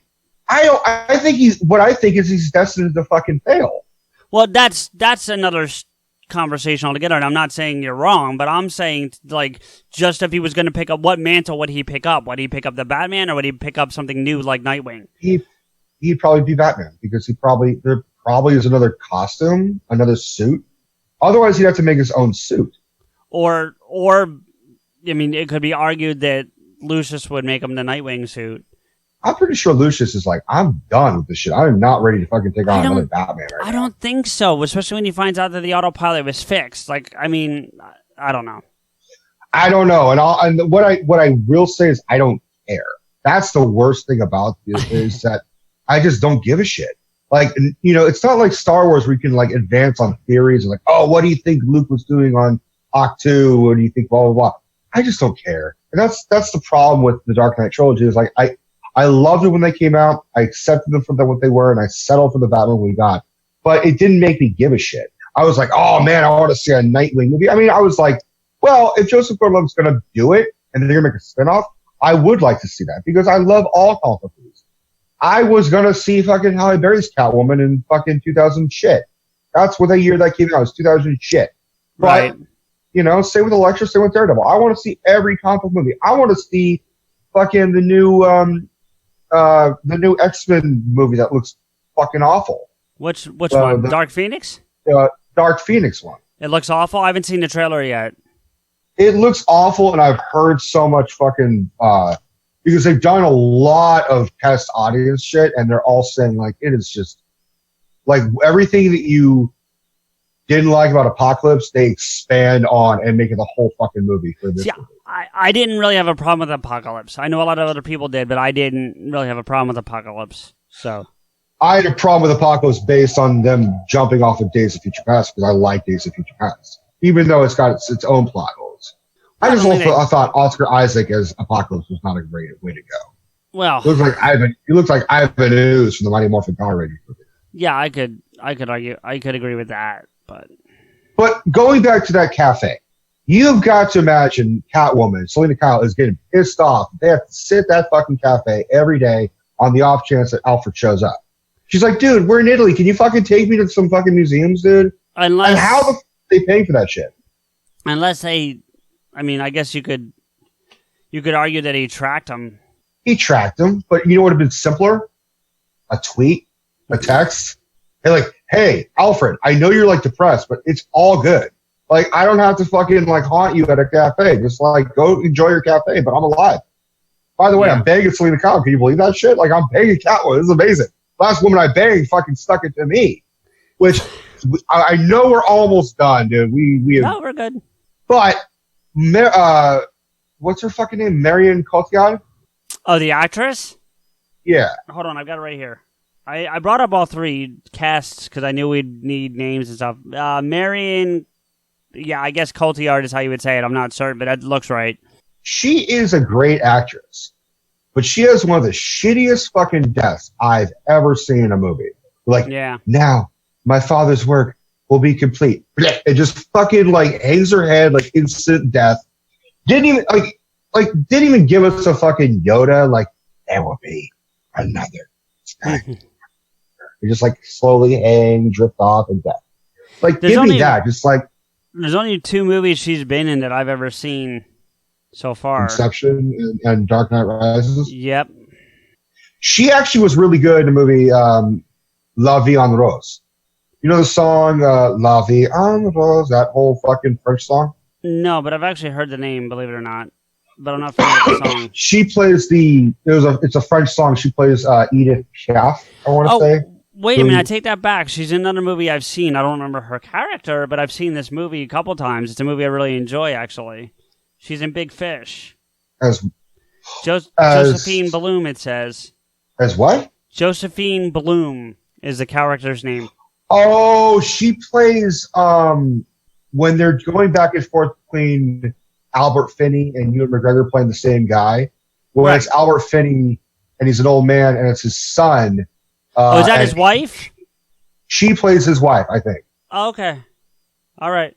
Whatever. I mean, look, she's a good actress. I'm not saying anything negative about her. I was looking at her credits and I don't recognize a lot of these movies. I just look at that. I'm like, did Christopher Nolan really need the fucking light that day? Could he been like, all right, that was awful. Let's do another fucking take, please. Yeah. Like, whatever you just did, don't do that. I think he didn't give a shit. Like, I've said it a couple times, and I'm going to stick to it. He phoned that whole fucking movie in. Yeah. I will say this. One of my favorite things throughout the whole trilogy, and the only villain to reappear, is the Scarecrow, played by... That's not true. Not true. There's another one. Oh. Well, it depends on what you want to call him, but Ra's al Ghul. But he's only in the first and third one. He's not in the Dark Knight. Whereas Scarecrow's in all three. No, he's the only one in all three. I thought you said he was the only one to reappear, because Ra's al Ghul does reappear. Which, let's talk about that for a second. Fucking Ra's al Ghul, played by Liam Neeson. I liked it. I loved it. It was badass. I interpret it as like, what if Qui-Gon was a Sith? What if he trained Darth Maul? Yeah. That's how I looked at it. Yeah. And this is probably one of the, like, apart from Phantom Menace, this is like the resurgence of Liam Neeson being a badass. Because he wasn't a complete badass in his movies. Yeah, but wasn't this after Taken, or was it before? Well, it was before. Okay. Taken was 2008. I actually have to ask you a quick question. We're getting way off for just a split second, but you mentioned him as Qui-Gon, and it made me think of something I don't think we talked about in Star Wars, and if we did, you can just quickly refresh my memory. But at the end of Revenge of the Sith, right before Obi-Wan leaves to go to Tatooine with Luke as a little baby, Yoda stops him and says, "Before you go training, I have for you." And I'm sure I'm fucking up the Yoda, but just go with me. you got the speech pattern down, yeah. Oh, okay. As long as I got the pattern down, that's what I was going for, not the voice. And he basically tells him that Qui-Gon figured out how to be a Force ghost. And yet we've never seen a Qui-Gon Force ghost. Ever. That was that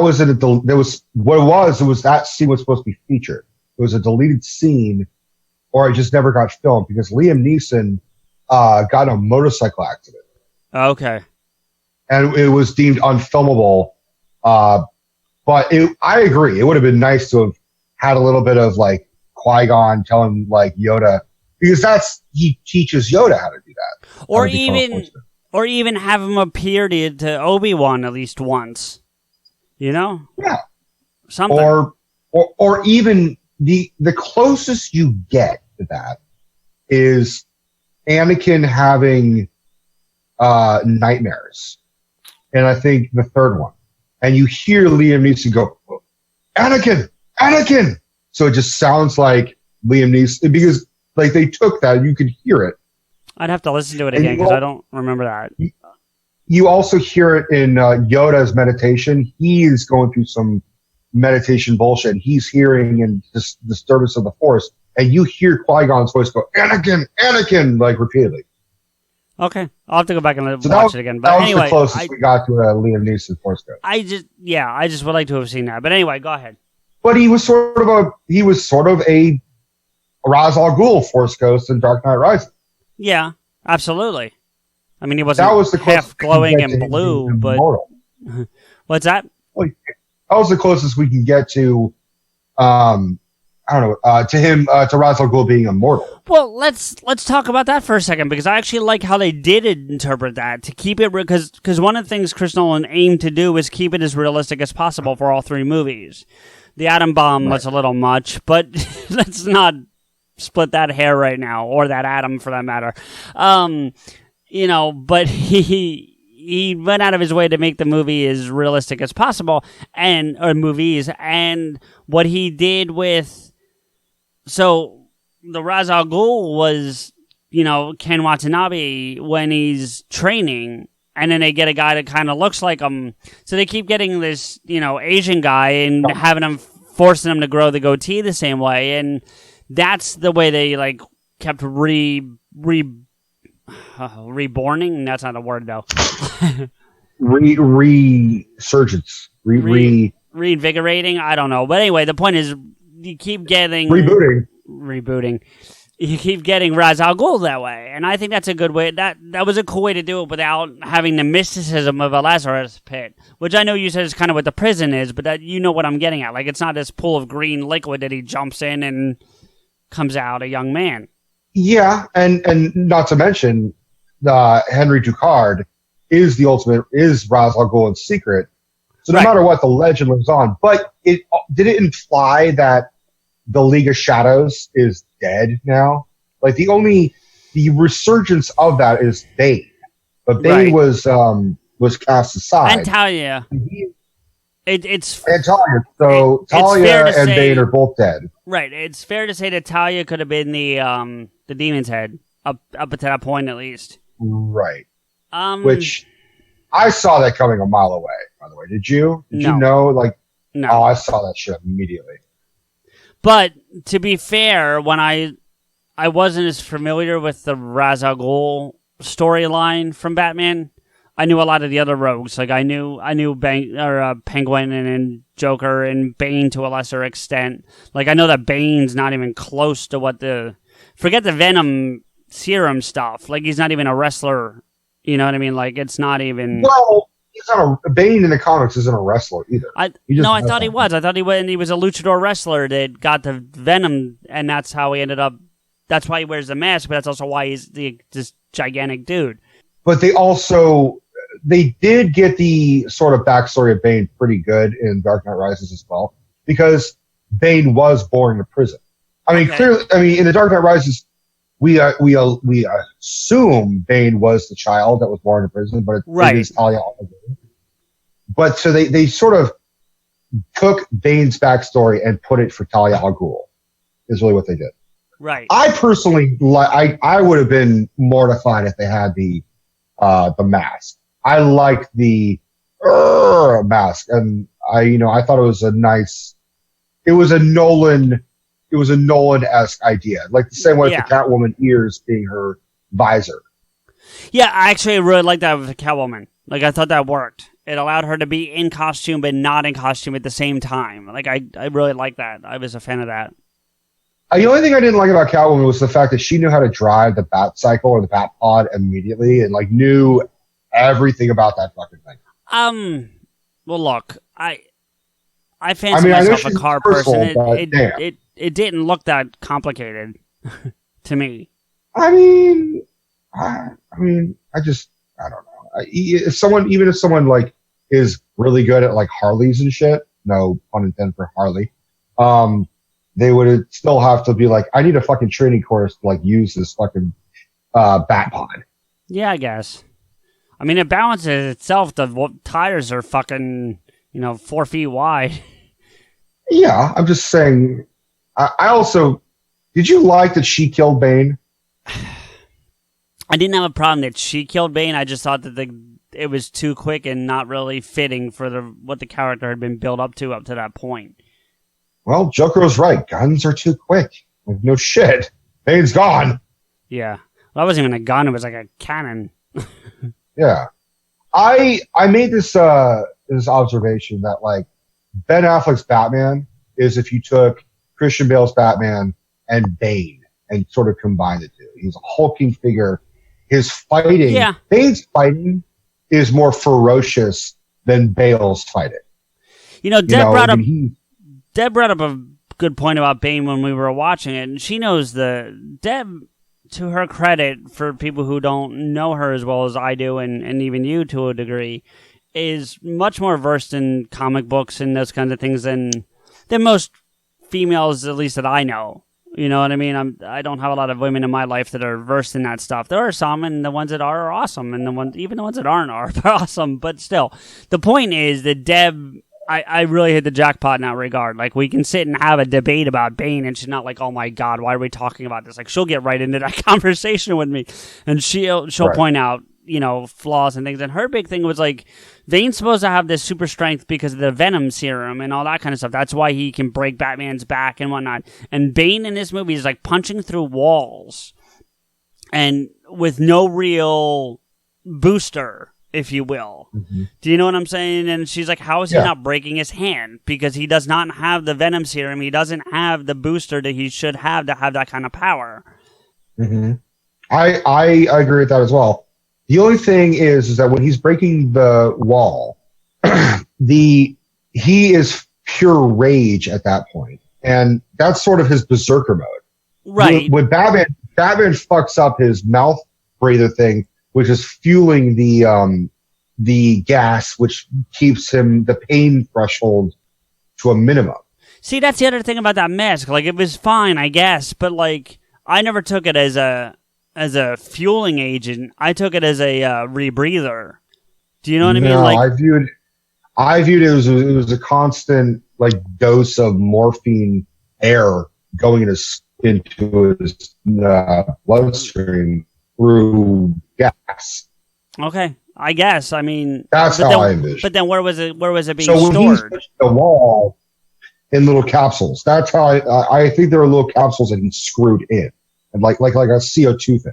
Okay. So yeah, then I had a completely different vision of what that mask was, but that's fine. And I'm not really wanting to debate the minutia of that mask. I was just, Anyway. Well, Talia, when he's like in the fucking room and Talia stabs Batman, she goes over and like, you see, she fixes the thing for him. Like, she screws it in. Right. Which implies she knows she probably fucking made the damn thing for him. She could have. Yeah, absolutely. But I agree with you. Him breaking the fucking concrete like pillar, I think is a mixture of he is in full blown rage because like I am disoriented because now I'm experiencing pain because the fucking breathing apparatus is all broken, as well as him so disoriented he's not even aware he's hitting the wall. So he probably did break his fucking hand. My only defense to it, and it's weak at best, is I think it's a scene where he's fighting him in the sewer. He's not wearing a shirt. And if you see his spine, there's a gigantic scar down his spine. So there may be some kind of implant in his spine that gives him that kind of power. I don't know, but that's possible. We're gonna think like tie things up a little bit, but like sure, that fight scene in the sewer is pound for pound one of the, I mean, no pun intended, but pound for pound one of the best fight scenes and best Batman fight scenes I've seen in a long time. The only thing that I think tops it is the Batfleck scene in the warehouse. I was just gonna say that scene with Batfleck going after Martha was pretty badass. That is for me is the best. But fucking Bane and Batman fucking like Bane is just having a conversation while Batman's like, like getting more and more frustrated, like trying to hit him, and Bane's like, just doing his fucking like, you fight like young man, like what you're just like, he's like, like a tutor, like, oh yes, you're gonna fight me now. You think the darkness is your ally? I was born in the darkness. Oh, you think darkness is your ally? I was born in it. Folded by it. I didn't see light. I was just about a man. Right, that it was blinding. You know that there's a rare thing that goes on in that scene for fight scenes in movies as a whole, right? No music. Yes, and it was on purpose. It was a conscious decision and it gives the fight scene gravity. If you ask me, I think music would have not made it as good as it ended up being. I agree. Even if you took like Danny Elfman's score, from Batman and put that in that scene, it just would not fit. No, it is a brutal thing. You need to hear that. You need to hear that slapping and smacking. And I also think it gives, what I also think it does is it gives the indication that Batman's going to lose. Like, you kind of feel that from the beginning. You know like, that going in. You're like, oh, he's getting his ass handed to him. Yeah. You know, now for me, and it's not as great of a scene by any means, so please understand that I don't think that it is, but for me, the other really great fight scene in the series is when he's, and it's early, is when he's in the jail fighting the 5 guys, or 6 guys. I love that fight scene. Oh, outside the courtyard? Yeah. And you see he's got some training, but it's super unorthodox. Like, even Ra's al Ghul is like, and you can see that when he has some training, but it's super unorthodox. It's really improvised.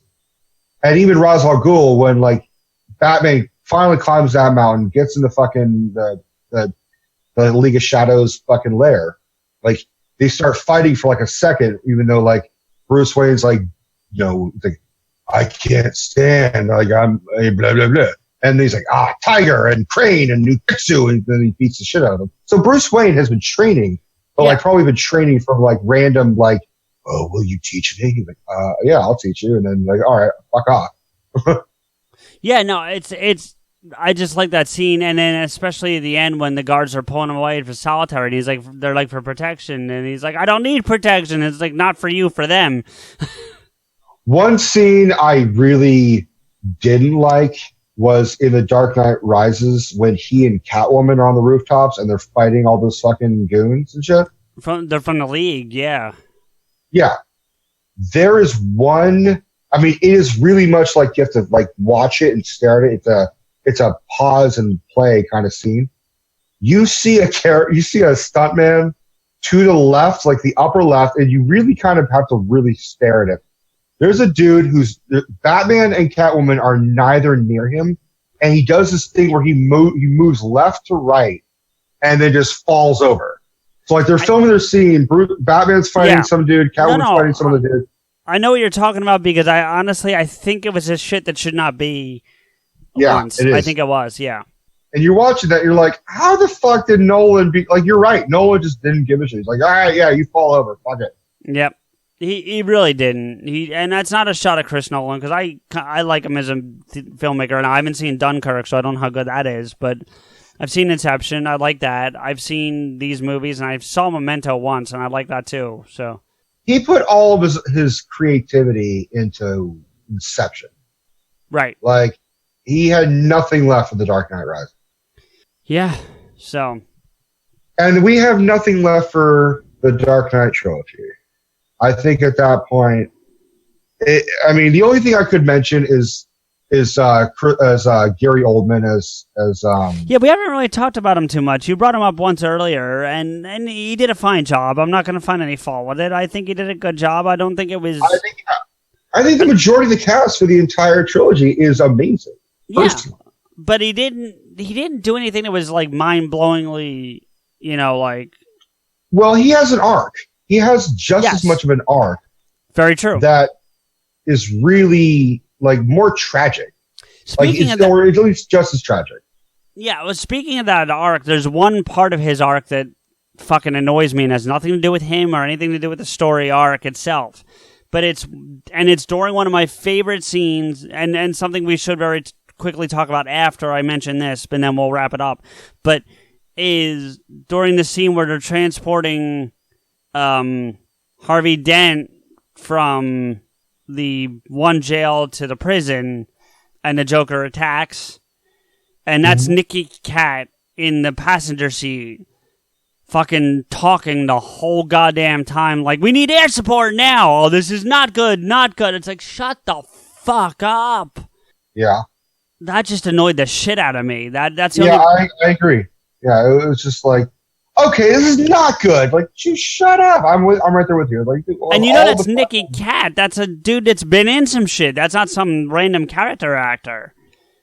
I don't know who Nicky Cat is. Dazed and Confused. He's the guy that beats the shit out of the guy that wants to be a dancer. He's the tough guy in that. He's been in a bunch of stuff. I guarantee you. I'll even pull up his picture because I guarantee if you've seen Nicky Cat, you know who I'm talking about. I'll look it up. I'll look I got it. I got you. I've got IMDb open right here. Just give me 2 seconds and I'll share it with you.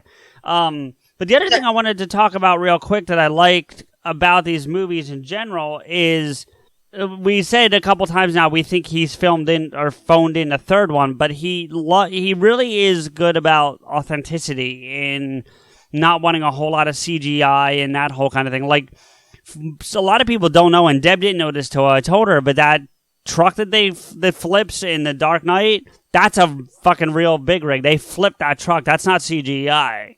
You know, so stuff like that I thought was cool. Mm-hmm. That's Nicky Cat. Yeah, Let's see what else. I mean, I didn't know what else he was in. Let's see. There he is in the Dark Knight. That's him there. Uh-huh. So, anyway. Which, that means Gordon is the driver, yeah? Yeah, Gordon was the driver, but he's got the full mask on because he's pulling the I'm dead trick, if you remember. I remember. Steph and I, when we were watching it, because Gordon is in the back seat. He's in the truck. He's in the truck in The Dark Knight Rises that Talia al Ghul yes, is driving. Yeah. So when she crashes that thing, which kills her essentially, that should have jostled Gordon around too. He should be limping. I think he jumped out. Actually, I think there's a scene where you see him jump out. No, he jumps out afterwards, and like he's like not a scratch on him. All right, I believe you. Yeah, you're like, holy shit, Gordon, you are resilient. Yeah.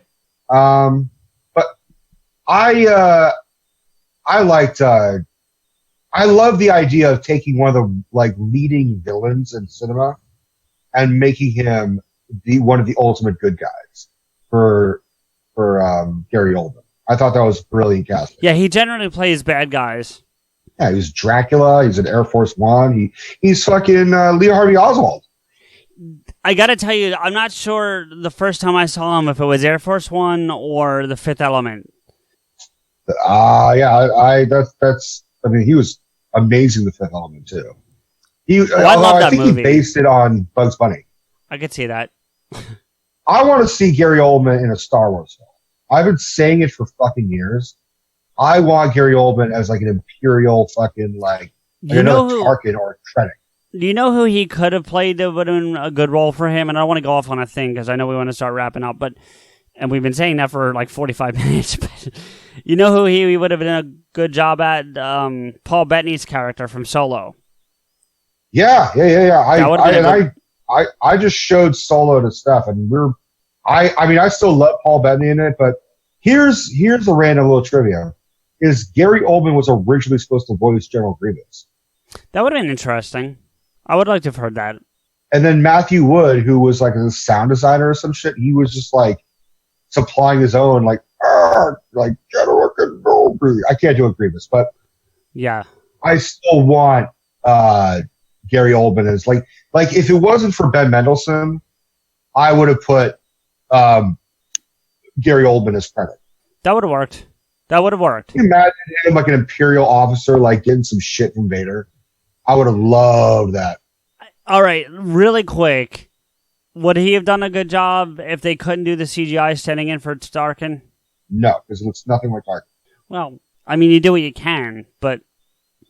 No, I would have had him be a completely different character. Okay, just what I would have done is I would have maybe had like a CGI hologram of Tarkin. You know, like with their little weird Star Wars Skype thing they do with the blue hologram. Yeah. I would have had a voice actor do a spot on Peter Cushing. I would have had a CGI face. And then I would have Gary Oldman be the Krennic character, but even more prominent. Right. Right. Tarkin, yeah. I would have had him combine the Tarkin and the Krennic. Or maybe even something in between Krennic and Tarkin and kind of be the...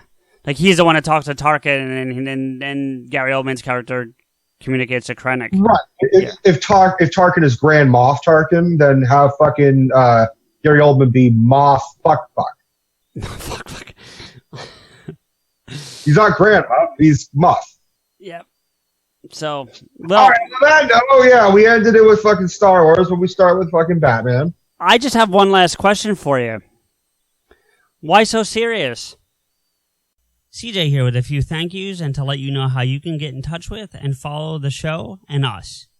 For PodAskew, go to iTunes, Stitcher, Apple Podcasts on your iPhone, and Google Play Music on your Android phone to listen to, subscribe, rate, and comment on the show, or the Listen Notes podcast search engine at www.listennotes.com.